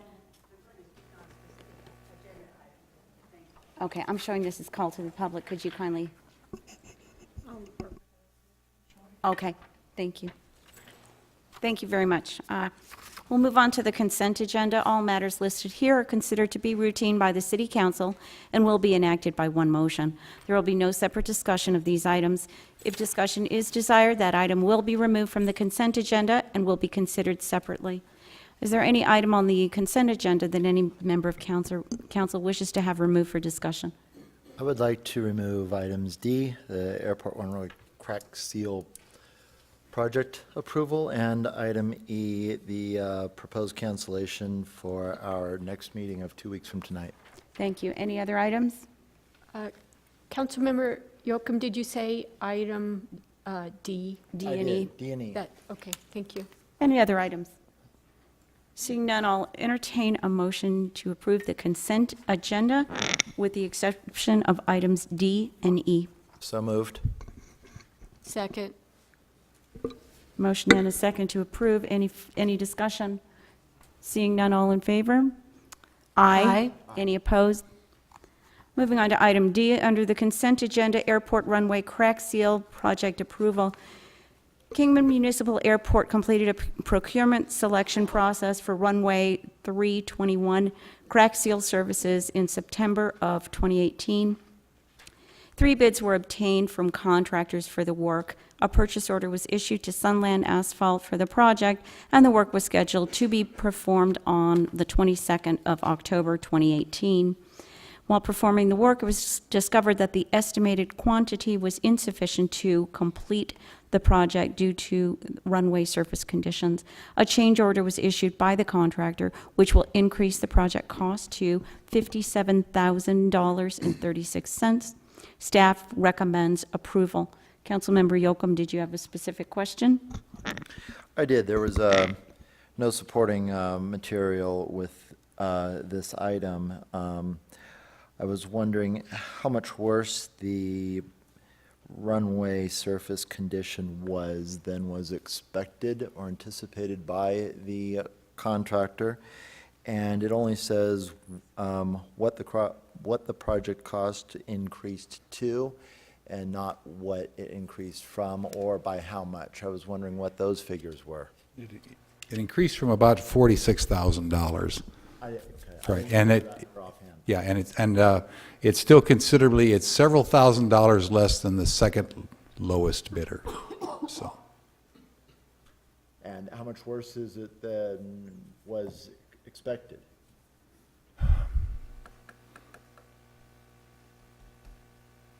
I guess I'm not understanding it, but I mean, the condition or the? The surface condition, how much worse than was expected by the contractor?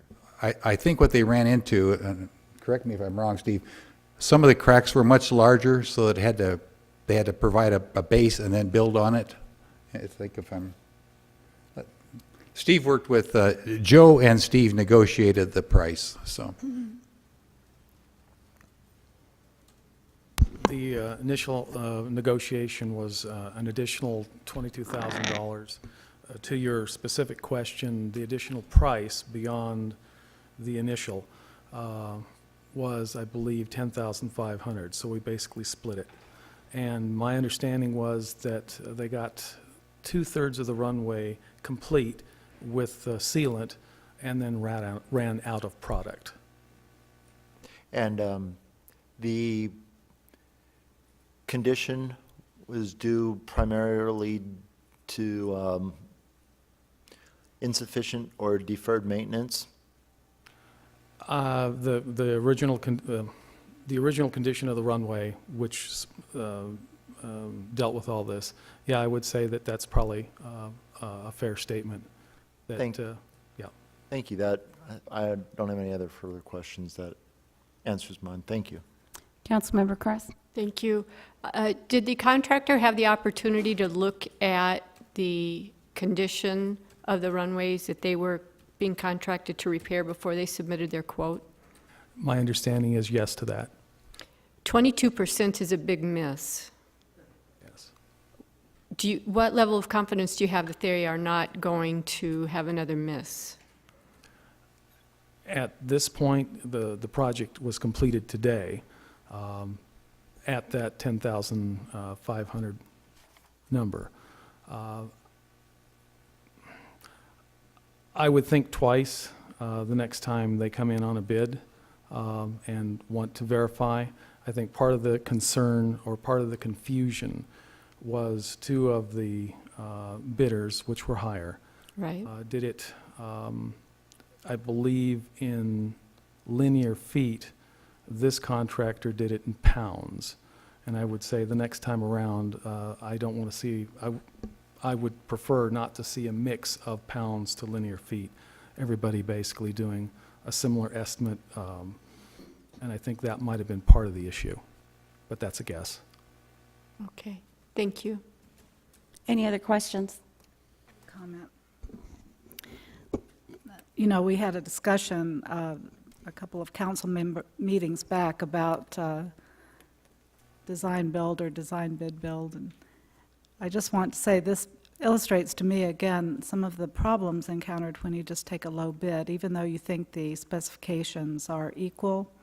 But I appreciate your comment about doing it the pounds, the bid in pounds rather than linear feet. Those specifications were not presented commonly, so perhaps that offsets the analysis or influences the analysis, obviously. But it's so important on taking low bids to know what you're getting. Any other questions or comments? Seeing none, I'll entertain a motion to approve item D of the consent agenda. I'll make a motion to approve item D. We have a motion and a second to approve item D on the consent agenda. Is there any discussion? Seeing none, all in favor? Aye. Aye. Any opposed? Moving on to item E, cancellation of November 20th, 2018 Kingman Common Council meeting. In consideration of the Thanksgiving holiday, staff is recommending cancellation of the November 20th, 2018 Kingman Common Council meeting. Staff recommends approval. Councilmember Yocum. I don't particularly have any issues with this, except I was just curious how it ended up on the consent agenda as opposed to maybe new business item. I know it was a proposal, but not really a discussion much had about it. And Thanksgiving is, after all, on a Thursday, not even on Tuesday, or, I mean, this meeting would be 2 days before Thanksgiving anyways, not even just the day before. I just feel like there's a lot of business to be done within the city that I don't know if we need to necessarily be just dispensing with meetings without really sufficient cause. But just curious, how did it end up on the consent agenda? That's just where, in discussion, that's where it was deemed to be the appropriate place. Again, Counselor, if there's a need to meet, we're happy to do that. Many councils across the country do not meet that week, and so and where it was placed on the agenda, again, we're happy. It was just a suggestion. We're happy to have it as a tradition. Like I said, many councils choose not to meet during that week because of travel, and so that's where the recommendation came from. Nothing Okay. spectacular. It was pure curiosity Yeah, from that's- my point was all. Yep. Well, and if approved, then we've now made public notice that we won't be meeting on the 20th of November. Is there any further discussion, questions, or comments on this item? Seeing none, I'll entertain a motion to approve item E of the consent agenda. So moved. I'll second that. We have a motion and a second. Is there any discussion? I want to wish everyone a very merry, happy Thanksgiving. All right, all in favor? Since I won't have the opportunity after this. All in favor? Aye. Aye. Any opposed? Thank you. There's no old business this evening, so moving on to new business. Item A, public hearing and consideration of resolution number 5182, Jed Noble, P.E., Civil Works Engineering applicant, and Kingman Mobile Home Park LLC property owners have requested a conditional use permit to allow 24 of 69 park spaces in the Jing Mobile Home Park to be occupied by recreational vehicles. The property is located at 3375 North Fairfax Street on property zone RMH6, residential manufactured home, 6,000 square foot lot minimum. Manufactured home parks located within the RMH6 zoning district may be allowed to designate up to 40% of the space of the park spaces for recreational vehicles, subject to the approval of the CUP. Staff recommends approval. Good evening. Good evening, Mayor, members of the council. This is a conditional use permit case to allow some RV spaces within the, excuse me, Qingjing Mobile Home Park. It's located at, located 3375 North Fairfax Street. And this is the location at the southwest corner of Fairfax and Sycamore Avenue. The property is zoned RMH6. This is an aerial shot of the park with the showing the existing layout. It's a mixture of manufactured homes, mobile homes, excuse me, and RVs, and some vacant spaces currently in the park. We did post the site.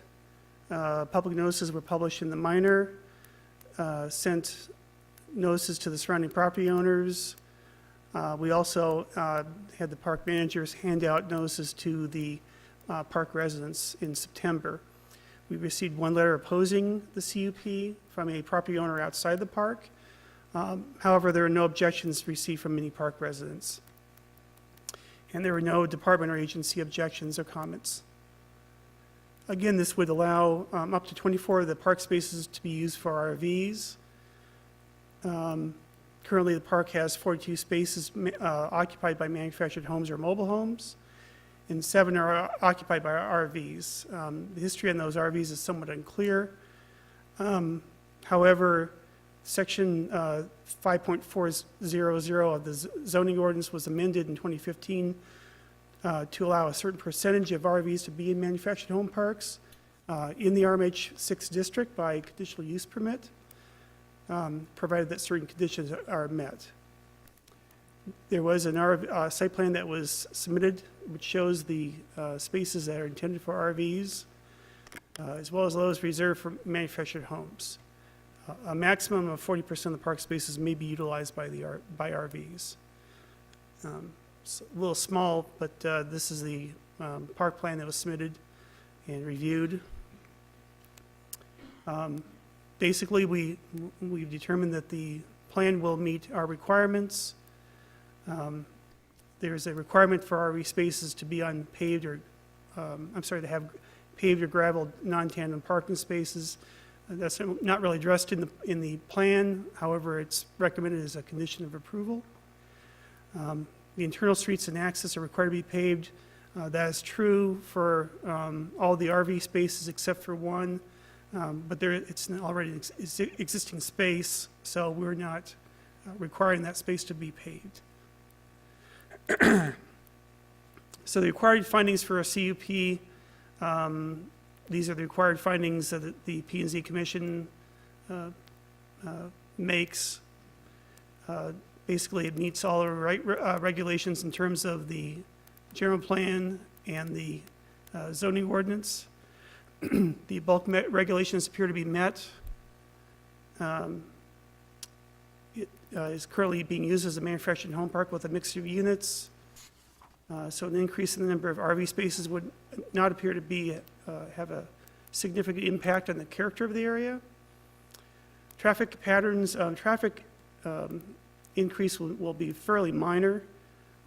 Actually, it will be slightly less if it's a mixture of manufactured home spaces and RV spaces as opposed to all manufactured homes.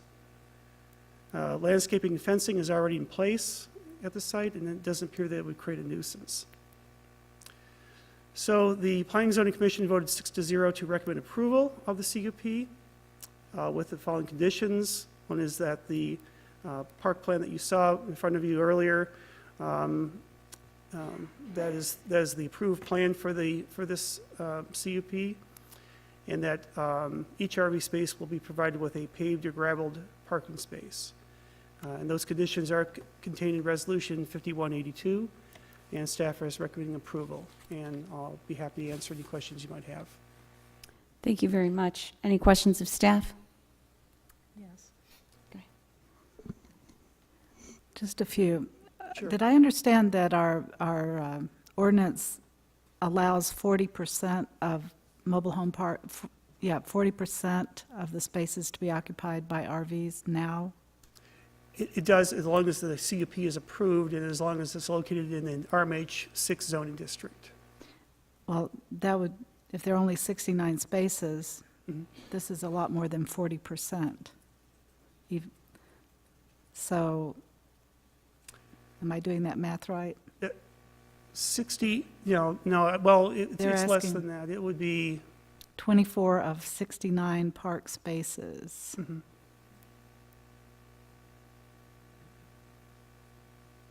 So that's less than 40%?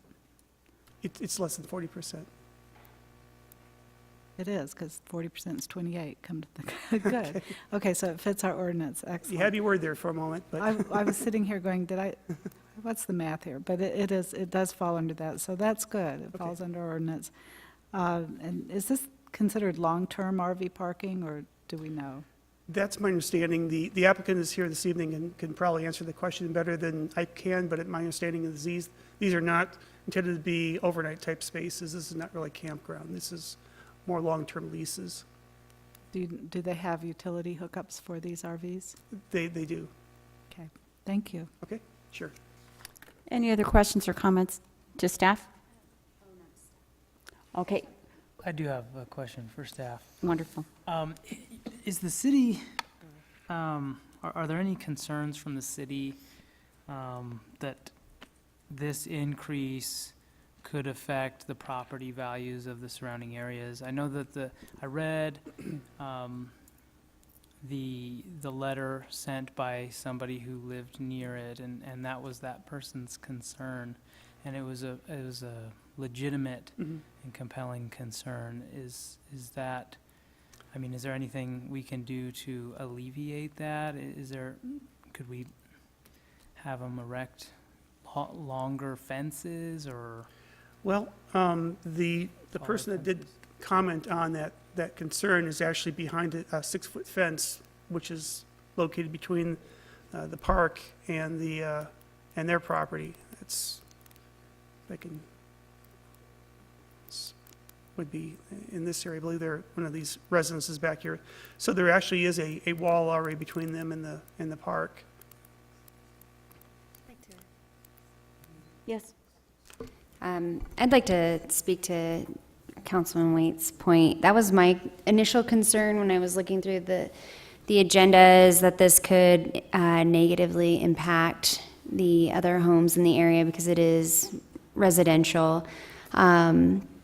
So I drove through this park to see what was there, and I wanted to see the RVs that were already grandfathered in and are currently there, and what kind of condition everything is. And this park is very well maintained. It's very clean. The RVs that are currently there, they do have, I noticed one had a shed, so any extra items they have are in the shed, and they seem to have a lot of pride in this park. So where I was concerned, because other campgrounds in town, one in particular that I always drive past, I see RVs, but they have full-size refrigerators out front. They have all their belongings out front because they're in a limited RV space and they're living there long-term. But I did not see this in this particular mobile home park, and it really put me at ease that they would keep up. It will not deteriorate the area or the value. Okay, another question? Councilmember Kress? Rich, if I remember correctly, at the Planning and Zoning meeting when this was discussed, it was specifically stated that these RVs would be long-term because there is not utilities there now So they would have to go through the process of having utilities pulled to their RV. And so it's an initial investment. Am I remembering that correctly? You're correct. And when I said there's utilities there, the lines are there, but they would still have to set up, each unit would have to set up the utilities once they're, at the Okay. site. And the other point I want to make is there were several members that live in this park that were there supporting this request. That's true. A follow-up to Councilmember Kress. Will the park be requiring that these RVs hook up to utilities? That's my understanding. I'll let them answer that question, but that's my understanding. Okay, but that's not, is that in the resolution? That is not in the resolution. Okay, thank you. Any other questions of staff at this time? Okay, if the applicant wishes to address the council and at this time.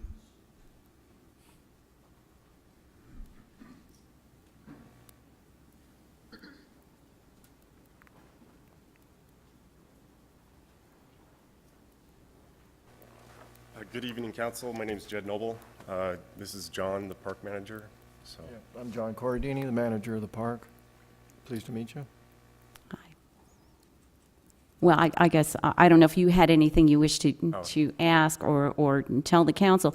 I would like to know about the intent for these residents to hook up to utilities. I mean, I would like to see that as a requirement if it's long-term. Well, yes, the utilities aren't turned on at the vacant spots. Mhm. They'd have to apply for utilities, gas, and electricity.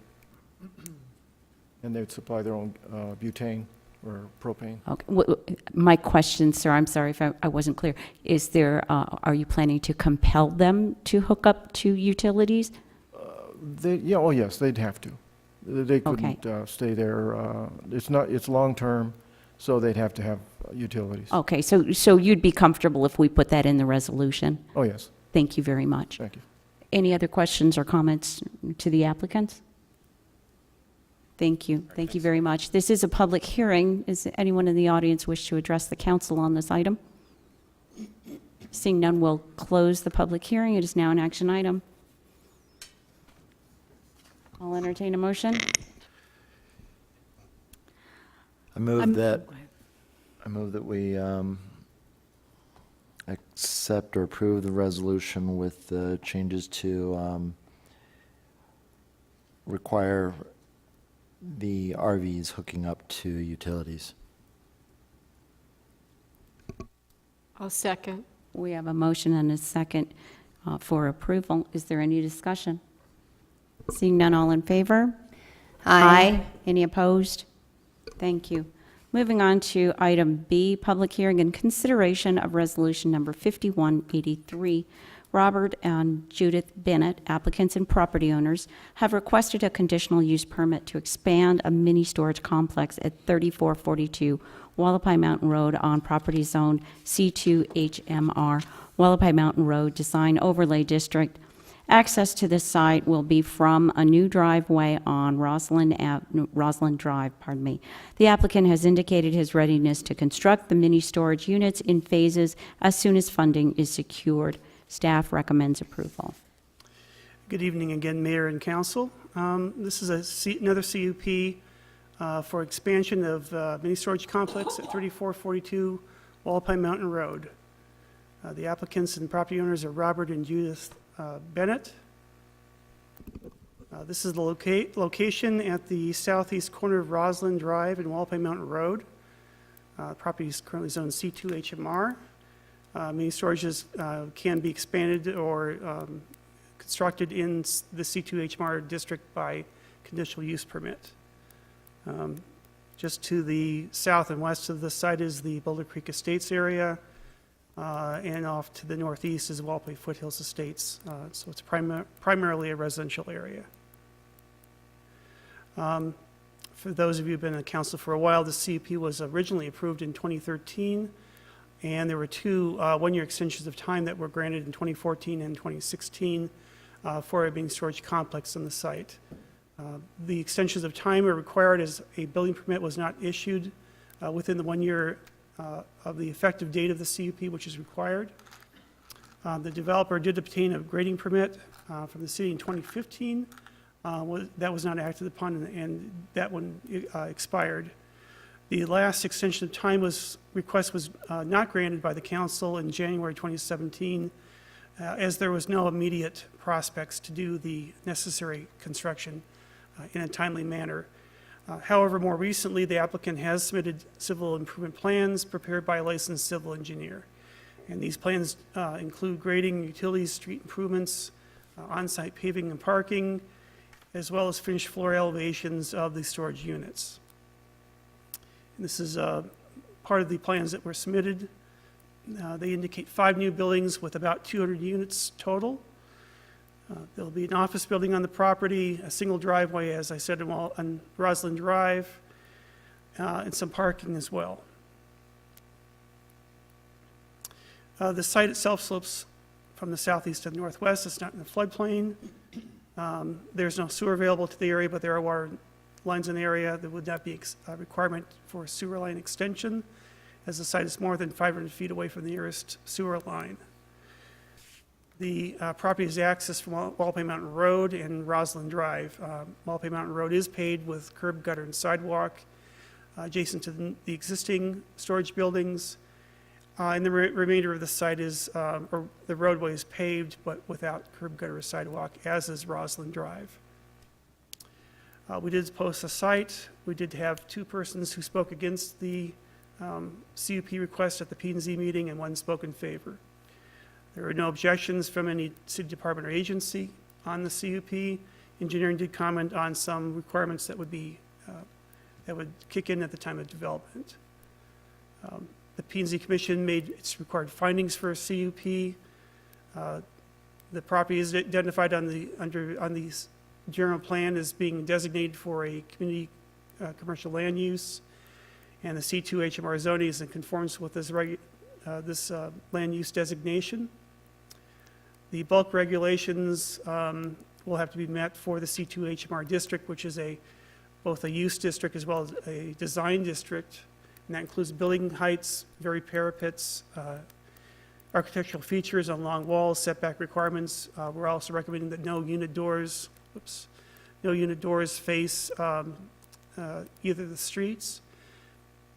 There's some sign height requirements and size requirements, as well as parking that will need to be met. It doesn't appear that the location or design of the operation of the units would have an adverse impact on the area. It would appear to create minimal traffic.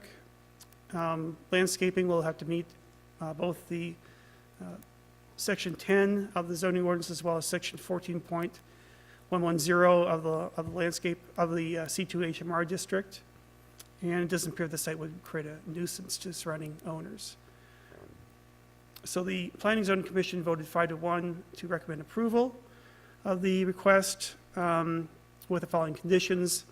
A, all buildings shall be designed in accordance with the requirements of Section 14.900 of the Kingman zoning ordinance. No storage unit doors shall directly face Walpay Mountain Road or Roslyn Drive. Access to the proposed units shall be from 1 new driveway in Roslyn Drive, and there would be no additional driveways on Walpay Mountain Road, and that landscaping and screening would adhere to the sections 10 and 14 in the zoning ordinance. So staff is recommending approval of the resolution 5183, and I can answer any question you may have. I have a couple of quick questions for you. Sure. Can you recall when the Walpay Mountain Road Design Overlay District was approved? I believe it was in 2004 or 5. Okay, so we'll fast forward to 2013, and council went ahead and approved a CUP. That was the first bite of the apple, right? And then there was That's another correct. one. Okay, so having said that, moving on to the number 1 condition, all buildings shall be designed in accordance with the requirements of Section 14.900 of the zoning ordinance. Does that meet the criteria of the design overlay district? It does. Okay. All right, thank you. Sure. Those were my questions. Any other questions of staff at this time? Question. I do remember this item when it came up the last time. And I believe, if I remember correctly, that we had a lot of citizens that came in and spoke against this project. And it was because they have so many problems with this business, and the trash and mattresses were being thrown over the fence and things like that. Am I correct? That was this particular project? It was the same project, No. and there were some issues at that time, that's correct. Okay. Understanding is that they have corrected some of those problems. Okay. And my other question was, you said that there was a stamped engineered plan recently submitted, and you have that. What company did that come from? Who did the engineering? I have to refer to my staff report, it's probably in there. Sorry. It's out of Lake Havasu. I think the applicant can probably answer that question. Okay. Thank you. Sure. Are there questions of staff? Thank you. thanks. This is a public hearing. Is anyone, we do have one individual signed up to speak on this item, Stephen Redmond.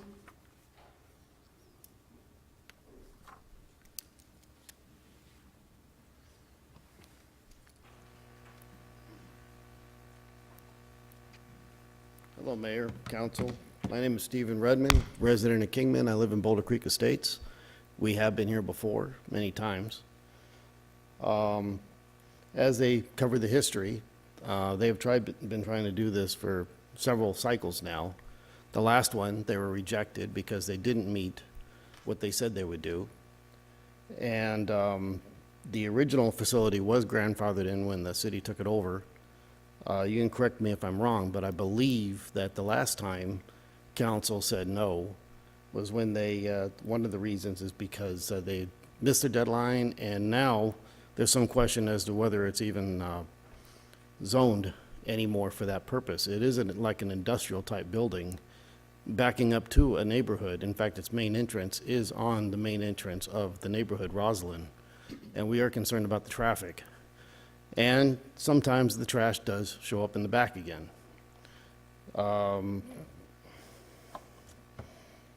Give me a minute. We're asking that you turn this down again. I don't think, or we don't think it's appropriate for this neighborhood. And we'd like you to look at it closer, or at least discuss it a little closer about what's going on here. Thank you. Thank you. This is a public hearing. Does anyone in the audience wish to address this the council on this item? Please state your name for the record. I'm Robert Bennett, one of the owners of the property. I heard that comment about a mattress. They found a baby mattress out in the yard. That was garbage. There was nothing wrong with the place other than somebody threw a baby mattress that was about 2.5 feet by 3 feet, like a small carriage mattress that somebody threw out there. We had it removed. There is not a problem with it. The other comment I'd like to make is we've tried very hard to work with the city and still are working with the city. We did have some financing problems trying to get funding to do the storage units. I have made the decision to sell properties in Lake Havasu to complete the project, to at least get one of the buildings up, the off-site improvements done, and the office building. So. Thank you very much. You had a I have question? I have a question for Mr. Bennett when it's appropriate. Okay, well, let me make sure. Does anyone else in the audience wish to address the council on this item? Seeing no, Mr. Bennett, could you kindly come back up to the podium? Council member has a question for you. Thank you. Mr. Bennett, do you now have financing available for this expansion? No, I want to tell you I have financing. I have not been able to get financing. I do own 2 properties in Lake Havasu, a house and a commercial building, and I plan on putting them up for sale for the funding. Thank you. Any other questions of the applicant? Thank you, Mr. Bennett. Yes. Okay, one more time. Does anyone in the audience wish to address the council on this item? Seeing none, we'll close the public hearing. It is now an action item.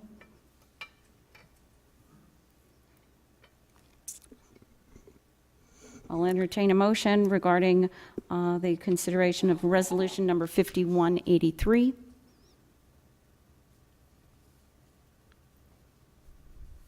I move to deny Resolution 5183. I'll second. We have a motion and a second for denial. Is there any discussion? I will explain my position.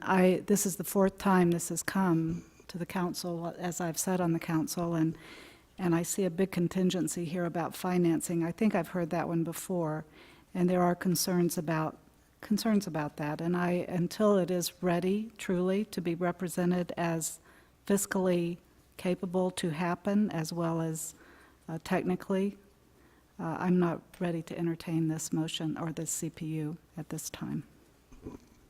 Any other comments? I'm just going to go back to, this is the design overlay district. I remember being very much a part of putting that together, and to look at an addition of 200 storage units at that location just does not seem highest and best use. And if the zoning was already in place, that's understandable, but this is a CUP. Anyway, having said that, is there any further discussion? We have a motion and a second to deny resolution number 5183. All in favor? Aye. Any opposed? Same sign. Thank you very much. Everybody understand now. Mr. Bennett? Thank you so much. Moving on to item C, public hearing and consideration of ordinance number 1879. The minimum lot size in the RMH6 zoning district is 6,000 square feet. However, there is an exception granted which allows single-family detached dwellings, including tiny homes, to be constructed on lots or parcels a minimum of 5,000 square feet in subdivisions recorded prior to January 1st, 1945 and zoned RMH6. There has been interest in extending this exception to include manufactured homes, which are allowed in this zoning district on lots or parcels of 6,000 square feet.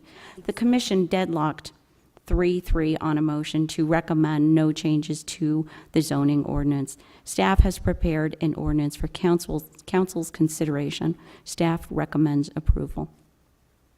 Good evening one more time. This is a text amendment to the zoning ordinance regarding section 5.300. It would allow, if approved, it would amend this section to allow manufactured homes on lots or parcels a minimum of 5,000 square feet in size in subdivisions that recorded prior to 1945 and also zoned RMH 6. Currently, the RMH 6 zoning district allows manufactured homes and single-family detached homes. The minimum lot size for a newly created lot is 6,000 square feet. However, we do have extensive areas that were platted prior to 1945, especially south of the tracks in the southern downtown area. There is an exception in this section of the zoning ordinance which allows single-family detached homes, which also includes tiny homes, to be constructed in lots or parcels that are minimum 5,000 square feet in areas platted prior to 1945. The definition of a single-family detached home, which I won't read here, does not include manufactured homes. Therefore, the manufactured homes that are allowed by right are not allowed on the 5,000 square foot lots in this area, but only allowed in 6,000 square foot lots. As I mentioned, much of the area south of the tracks is zoned RMH 6 and was originally platted in the smaller type lots. Staff estimated there were about 40 vacant parcels in that area that were less than 6,000 square feet, in which were located adjacent to roads and utilities that were improved and would be available for development.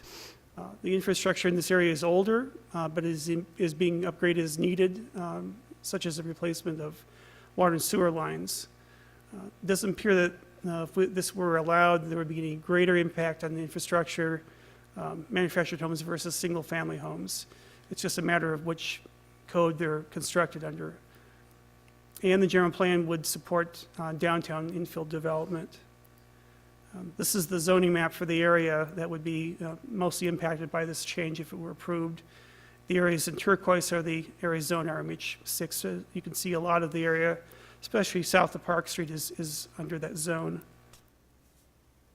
And this is the current utility map. It's a little hard to read, but there's extensive water and sewer lines in that area. The Planning and Zoning Commission held a public hearing on October 9th. There were some members who spoke, of the public that spoke both for and against the proposed changes. The commission deadlocked 3-3 on a motion to recommend no changes to the zoning ordinance. Staff did recommend to the commission that the text amendment be approved. So the ordinance 1879 has been prepared for your consideration based on that staff recommendation. And this is the ordinance language. As I said, would just add manufactured homes as being a use that's permitted to be in 5,000 square foot lots in this area. And with that, I'll be happy to entertain any questions. I had one question. I'm not showing that this indicates the maximum size of the manufactured home on the lot? Well, that would be determined somewhat by the setback requirements. Okay. So that is addressed. It would be addressed, yeah, they would have to Thank meet you. the setbacks. Mhm. Thank you very much. Any other questions of staff?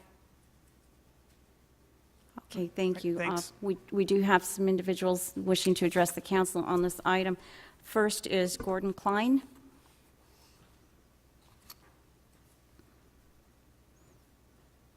Good evening, I'm Gordon Klein. Can you start the 3 minutes after I hand these out to you guys to look at? Please, can you just hang on a second? On your mark? No. On the top of this, it's got the address, top picture, before picture, the bottom picture, the after picture. Yeah, that's great. Just start with the council. Start there, just look at one, pass them on down, please. Okay, Mr. Klein. Okay, the stick-built homes and the mini houses have been allowed over on the south side. I'm a south side resident. I've been living on the south side since '03. Many lots over there are 50 by 100 zoned, and they're zoned MH6 for mobile homes. I've got 2 lots right now that I could buy immediately. Both those homes are on city sewer, or both those lots, excuse me, are on city sewer with water, power, and gas, so that would be good lots to bring back and put MH6 on there. If you put mobile homes, I've been doing these things for 15 years. I've done 4 mobile homes. You can see those projects right there on the south side. I've done 10 stick-built homes in the downtown south side area. Done a lot of lot cleanups over there. 2 lot cleanups that I did. Eventually, people bought them from me, and they put mobile homes on there. So if you clean up the lot, if you buy it and clean it up first off, it's going to make the whole south side look better. It's just going to be a better thing to do. Mobile makes affordable rentals for people. I have 2 mobile home rentals at this time. The highest rent I have at this time of a 2-bedroom, 1-bath is $650 a month. Those are in Section 8 housing. Section 8 is calling me all the time, screaming for any kind of housing that I have for them. Everything obviously meets the requirements. You see the one mobile home there, on there, the last one, the last page on there? That was the first mobile home ever done that the city came down and actually did that, and that meets all the requirements for anything you have to have for building permits. That was the first one done on the whole south side quite a while ago. That was a vacant lot I bought, and then I put that mobile home on there. So that's pretty much my spiel on the whole thing. Like I said, I've got 2 lots right now I could buy right away, but I have to make sure first you guys approve this. And as Rich alluded to, you just put the right size mobile home on there to match the setbacks. It's a pretty simple deal. Any questions? Any comments? Did I meet the time requirement? Thank you very much. Thank you. Ms. Linda Thompson?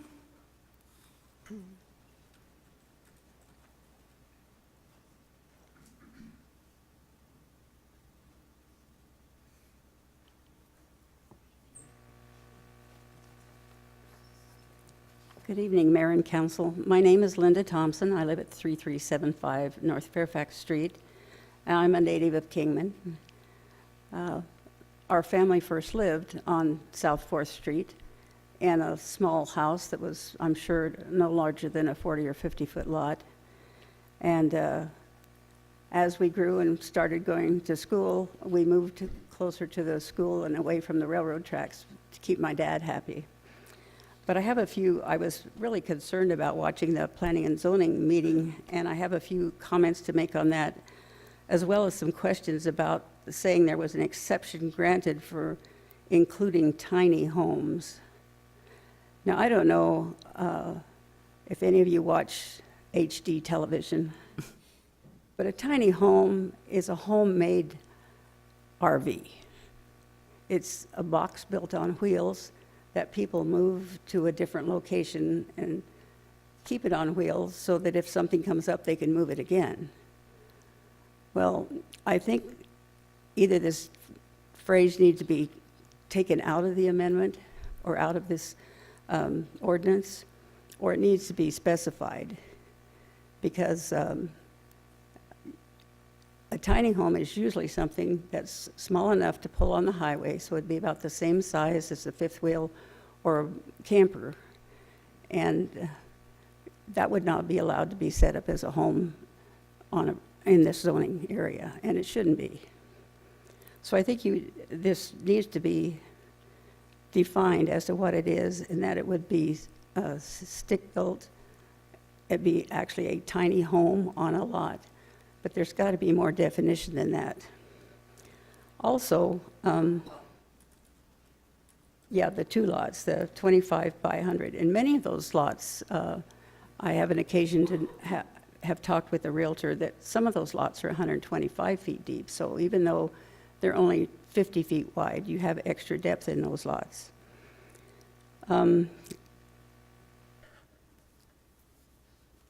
One thing I noticed of some of the speakers that came to the planning and zoning meeting was that they were very adamant about what an eyesore the South Side was. Well, it's come to that over the years. And I would also like to make the comment that the city needs to have their own people looking for problems instead of waiting for someone to complain about a problem. I would also like to ask that the city require that any mobile homes that are brought in be of a newer age, that you set a limit that they can't be more than 10 or 20 years old, and that age moves with the date. So they can't be bringing in 1976 homes like they have out in the county areas. I think this area, I've lived in small towns where we use CDBG funds. This area here is just ripe for that, where it allows the homeowner and the landlord to use federal money to upgrade these homes. Because right now, there's no property managers in Kingman that have an affordable house to rent. A woman who works for me just had to leave her home with her handicapped son, and she could not pay $650 or $750 a month. And she was going to go to and live in a motel until someone offered her a room in their house. So we desperately do need to keep this area growing and make it better. And I'm very glad to meet someone like Mr. Klein who has the same ideas. Thank you. Thank you very much. Staff, just for clarification, what we're looking at this evening, this ordinance strictly deals with the addition of mobile homes. We're not addressing tiny homes That's correct. in this ordinance. Okay, thank you very much. I don't have anyone else signed up to speak, but this is a public hearing. Anyone in the audience wish to address the council on this item? You had another comment, Mr. Klein? Is there any objection from council? We hear Mr. Klein again. Okay. It's a comment. You can't put a mobile home up unless it's July of 1978 or newer. That's it, if you didn't know that, so. Well, thank you. That's good information. Anyone else in the, yes, ma'am, please approach and state your name for the record.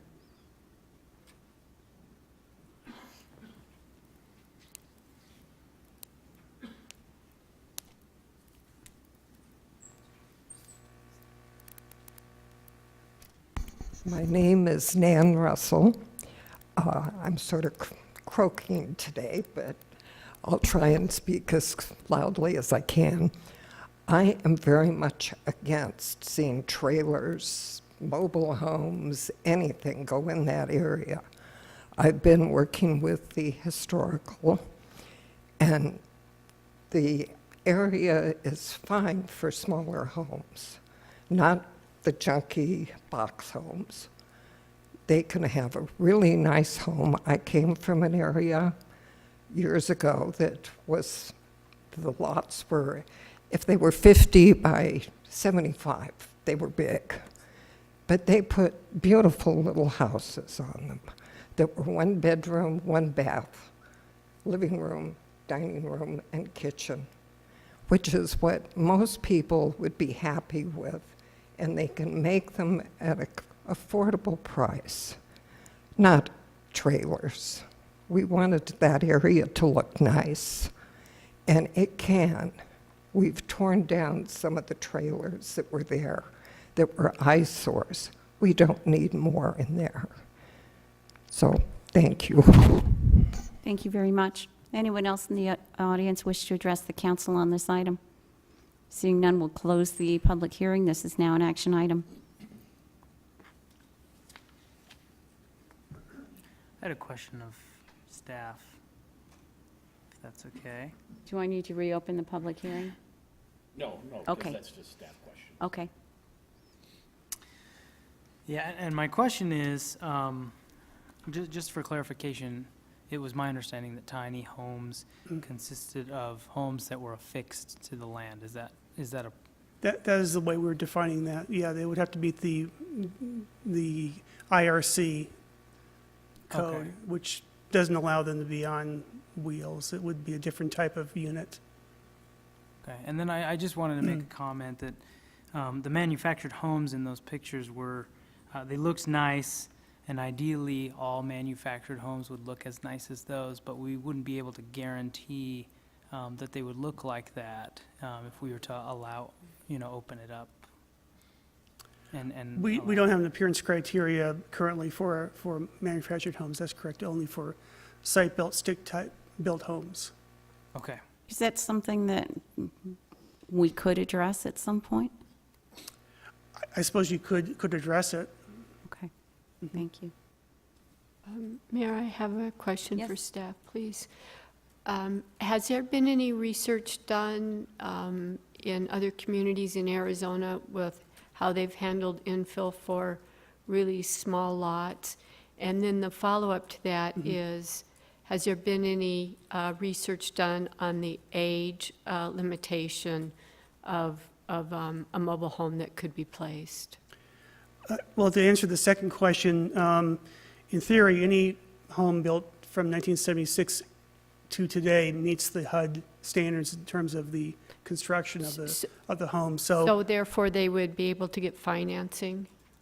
That, I can't answer that financing question, but. I believe that was a topic at the planning and zoning It meeting. was, right. But I would say that's our limitation is the age. It's 1976 or newer. I don't know if other communities have done other things beyond that, but it's not something I can answer at this moment. Okay. Another question?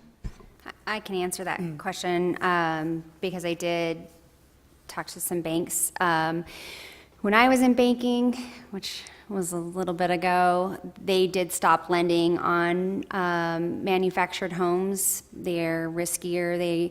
The loans are done similarly to a vehicle, and the manufactured homes do depreciate. The value does go down in time. But as of a few days ago, banks are lending on manufactured homes again. They do have to be post-HUD, but then again, you have to remember that 1976, a lot of value is not going to still be there.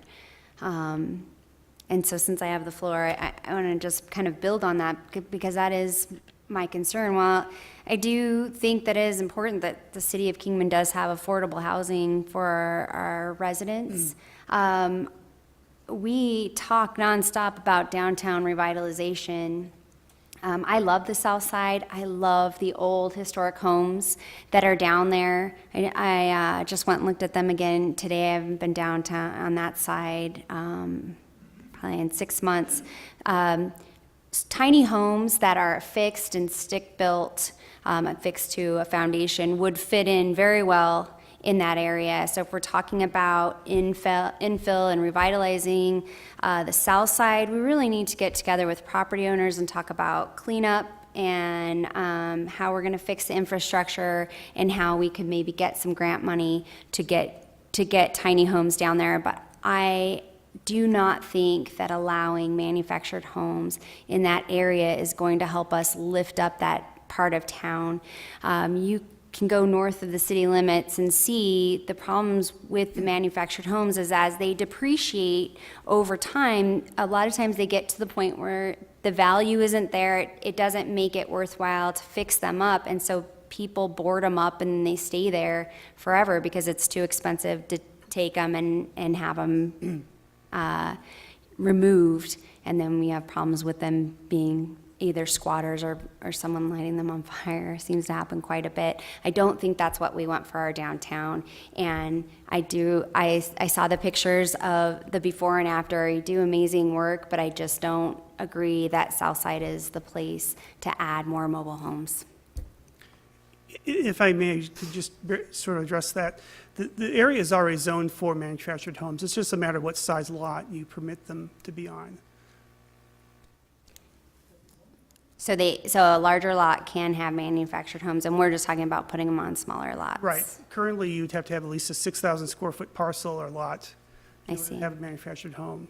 This would decrease that to 5,000 square feet, which is the same exception that's afforded to site-built, stick-built homes as well as tiny homes. There are a lot of houses over, like there's a manufactured home right behind Pika, and I wish I would have looked at that cross street, but that manufactured home is squeezed onto that lot. There is very little space that goes all the way around. What are the setbacks if you put a manufactured home long ways on one of those narrow lots? Well, if it was a 5,000 square foot lot, the minimum setbacks on the sides would be 5, 20 in the front and 15 on the rear. So you could get about a 65-foot long manufactured home on a typical 50 by 100 foot lot. Okay. Let me ask you, pardon me, how many lots are we talking about here? We estimated about 40 parcels down in that area. Okay, but that would have a significant impact potentially on low-cost housing, which I understand is almost critical right now in Kingman, if not already. Okay, thank you. Councilmember Waite. That was my exact question, so thank you. Wow, okay. I had a follow-up to that question. Any idea what percentage of those 40 are currently inhabited and how many are vacant? All those parcels are currently undeveloped. So these would be parcels that you could either put a manufactured home on or a house, but you couldn't currently put the manufactured home on them because they're not a sufficient size. Thank you. Any other questions of staff? We have one more. But they are large enough for a tiny home. A tiny home or a single family site-built, stick-built type home. Because they are 5,000 square feet. This really isn't a new issue. I know we've talked about this in the past, haven't we? Okay, thank you. Yeah. All right. Any other questions of staff? Okay, thank you. Ms. Thompson, do you wish to address the council again? We can't reopen the public hearing at this point. I'm so sorry. I'm sorry, ma'am. Okay, so we've closed the public hearing. This is now an action item. I'll entertain a motion regarding ordinance number 1879.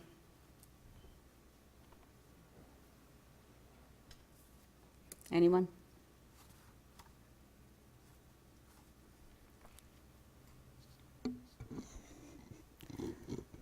Okay, I'll take it. I move to deny ordinance 1879. We have a motion to deny. Is there a second? I'll second that. We have a motion and a second to deny. Any discussion? Well, again, I'm going to support this for the reasons stated that we have a desperate need in our community for affordable rentals, and this is not changing really the area. But having said that, is there any other comments? Seeing none, we have a motion and a second to deny ordinance number 1879. All in favor? Aye. Those opposed? Aye. Thank you. Moving on to item D, public hearing and consideration of ordinance number 1878, Zoning ordinance currently allows for cargo containers to be repurposed and used as building material in all zoning districts for permitted uses other than storage, subject to the requirements of the adopted International Building Code. This current discussion began on May 8th, 2018. At the October 9th, 2018 Planning and Zoning Commission meeting, the commission voted 6-0 to recommend amending various sections of the zoning ordinance. If approved, this text amendment will continue to not allow cargo containers in residential zoning districts for storage only. Staff recommends approval.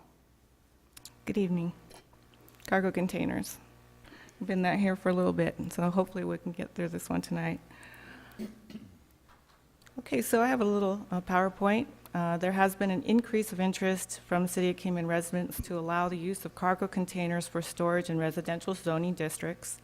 Previous discussions related to cargo container allowances in the City of Kingman have been presented to the Planning and Zoning Commission in 2014 and 2016.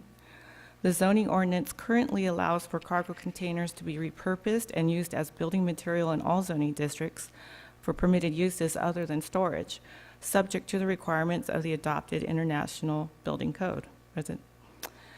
This discussion has occurred since May, so this current discussion, since May of 2018. And during this time, there were several Planning and Zoning Commission discussions on this item, a public workshop, and a survey conducted to seek public input and comment.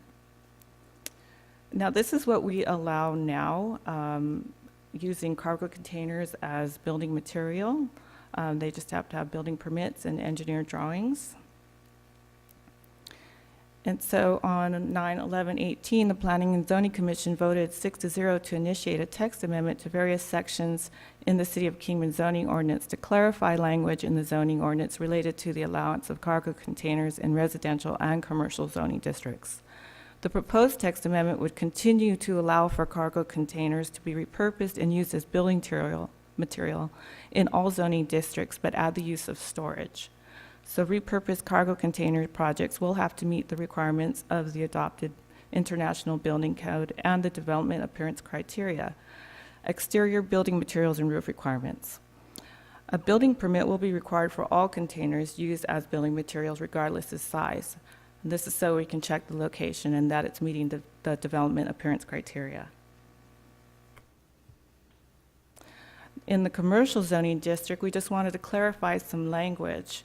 Add that the exterior of a storage container may be modified to match the principal building, and that it may be achieved through the use of paint, stucco, siding, and/or other approved building materials. We also wanted to add that storage containers shall not occupy required off-street parking, loading, or landscaping areas. And this came about just because once we had a few situations, so we needed to address this issue. If the text amendment is approved by council, those who currently have cargo containers on their property in residential zoning districts that do not meet the requirements of the zoning ordinance will have to remove their cargo containers or come into compliance with this new text amendment. And as I mentioned earlier, on October 9th, Planning and Zoning Commission did vote to recommend amending various sections of the zoning ordinance to clarify the language to allow the use of cargo containers in residential and commercial zoning districts. And if you have any questions for me, I'm ready to answer them. Thank you. Questions of staff? I have a question. Yes. That language that says may match, is that intended to give the option? Let me go back, Vice Mayor.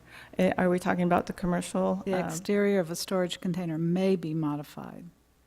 Yeah, we were actually trying to clarify this further than it's saying tasteful and charming, or we're trying to give it a more specific requirement. And so they may use the exterior materials such as paint, stucco, or siding. I think that's the may part of it. Other Thank you. questions? You're welcome. Thank you. This is a public hearing. Does anyone in the audience wish to address the council on this item? Seeing none, we'll close the public hearing. It is now an action item. Entertain a motion regarding ordinance number 1878. I'll make a motion that we approve ordinance number 1878. I'll second that. We have a motion and a second. Is there any discussion? Hearing none, all in favor? Aye. Any opposed? Thank you. Moving on to item E, Kingman Opportunity Zone Strategy. Kingman City Council requests the city manager and professional staff establish and have ready to execute a Kingman Opportunity Zone strategy by January 2019.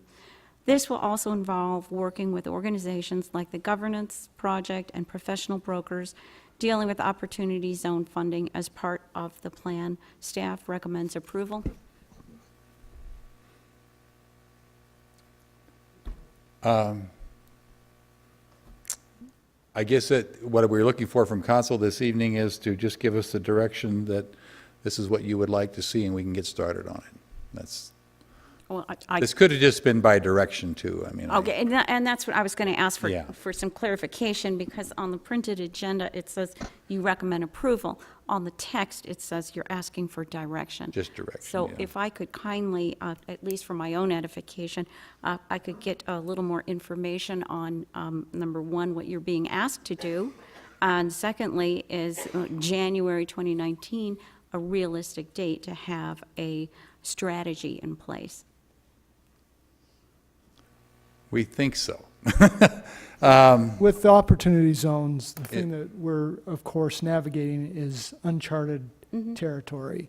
What has come up and how this came into being is that we did want to have the discussion about this, not necessarily that we're opposed to it, because of course we love the opportunity zone and what it could bring for our economic development. There is, and we have been encouraged to be part of a pilot program, and it's kind of first come, first serve. And so what we're hoping to do is be part of the group of cities that are there to basically volunteer to be part of that pilot program. And so that's what this is an opportunity to be part of a pilot zone, opportunity zone program.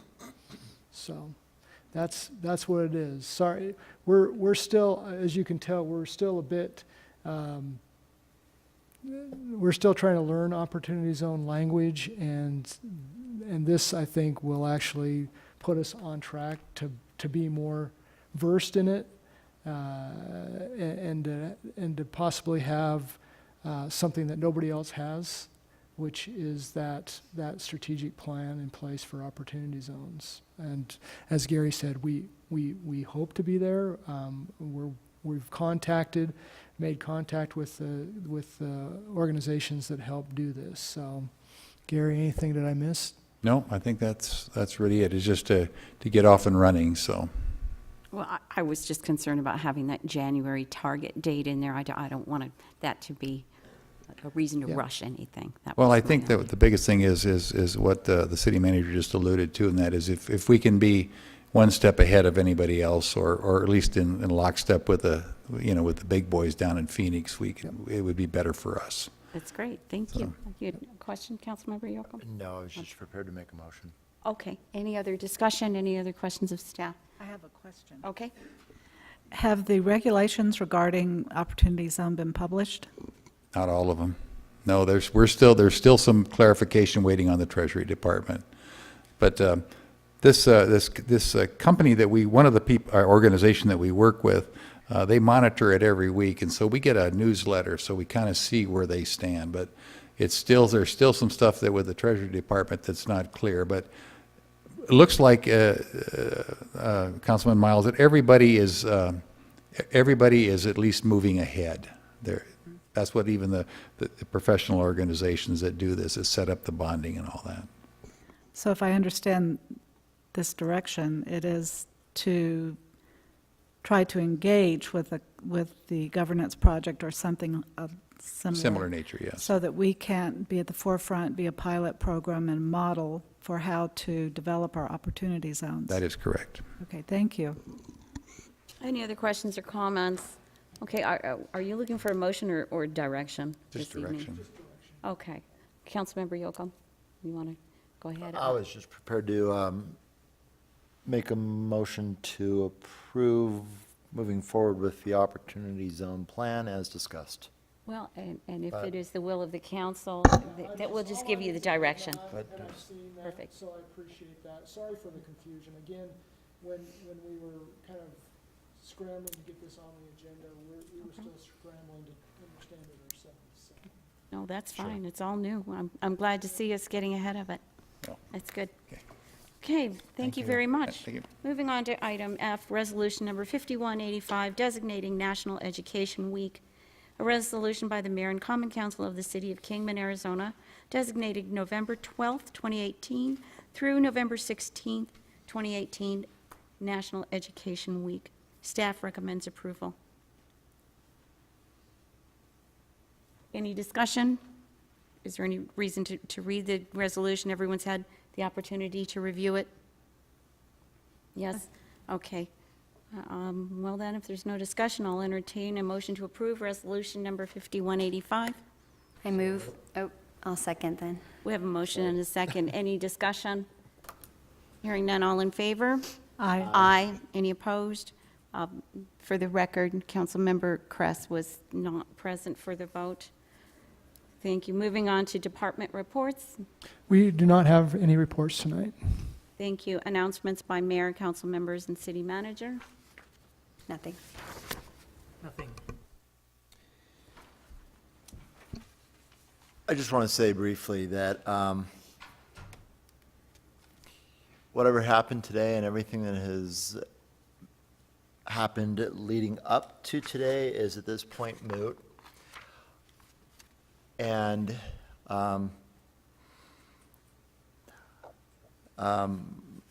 think Kingman will have a bright future. I hope very much that it will, and that I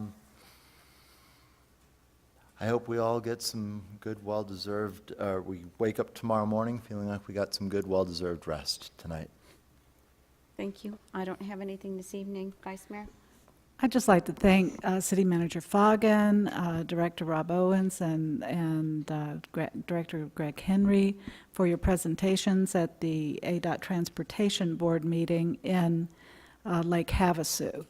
They joined a number of people, including Supervisor Gene Bishop, our Chamber of Commerce Director, Mike Heidenreich, trying to think of all the other, myself, John Hanson, Bill Lenhart, and I think there were a few others that gave presentations to the board stressing the importance of the development of our Rancho Santa Fe and I-11 projects, and also inviting them to come and welcoming them to come to Kingman in January because they'll be here for their board meeting.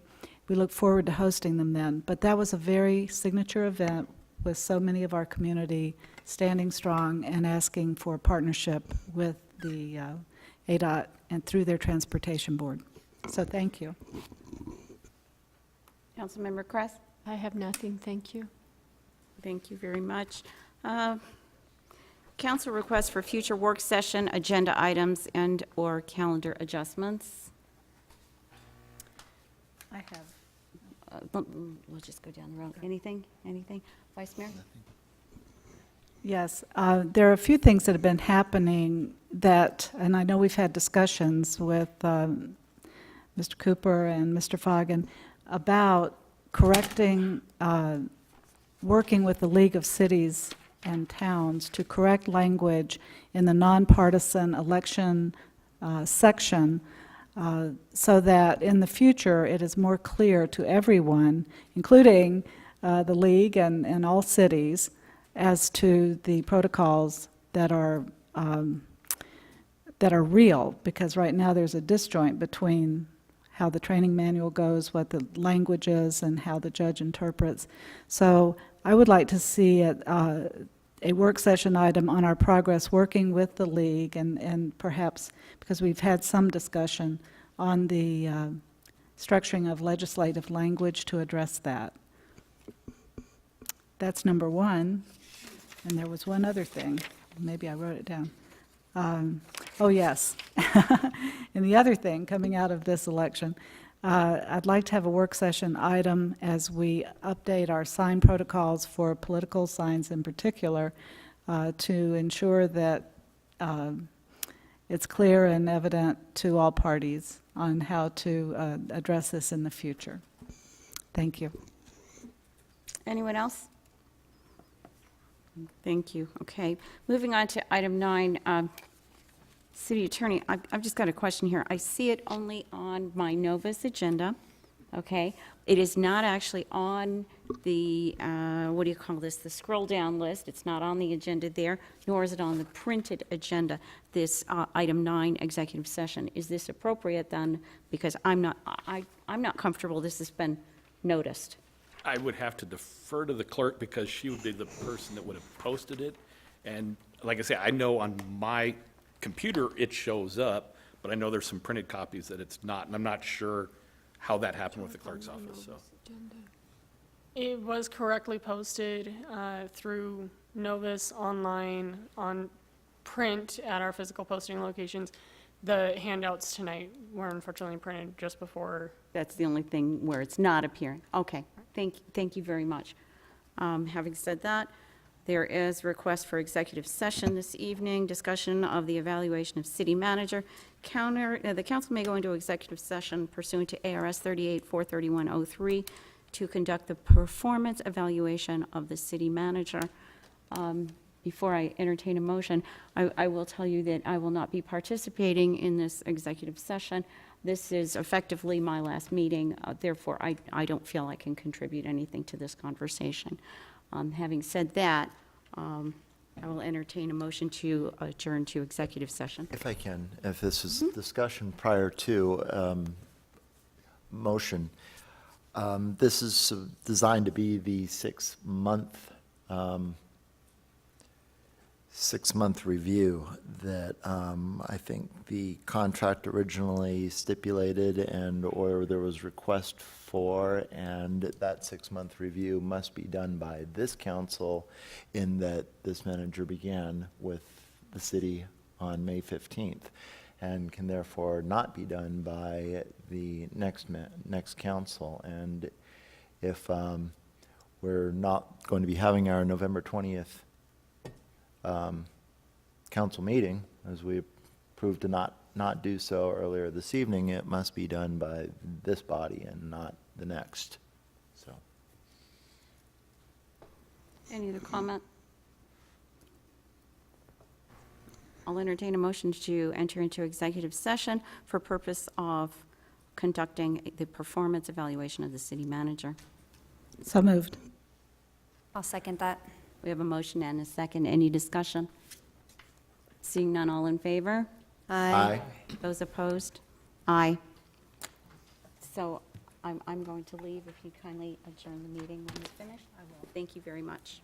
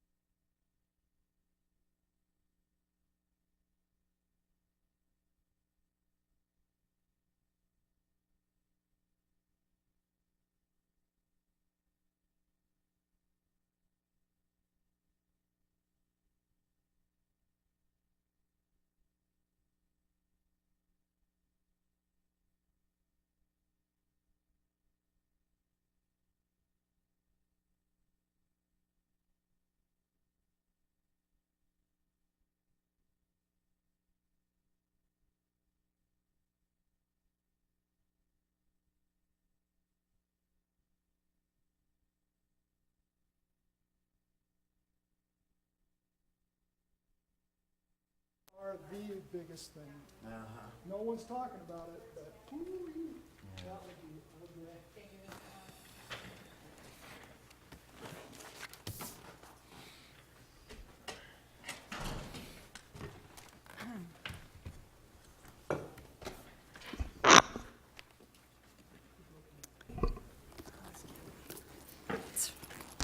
I know. Okay. Okay, I would, pardon? See. Okay, why not? So I would entertain a motion to adjourn. So moved. So loud. All in favor? Aye. Aye. This meeting is adjourned.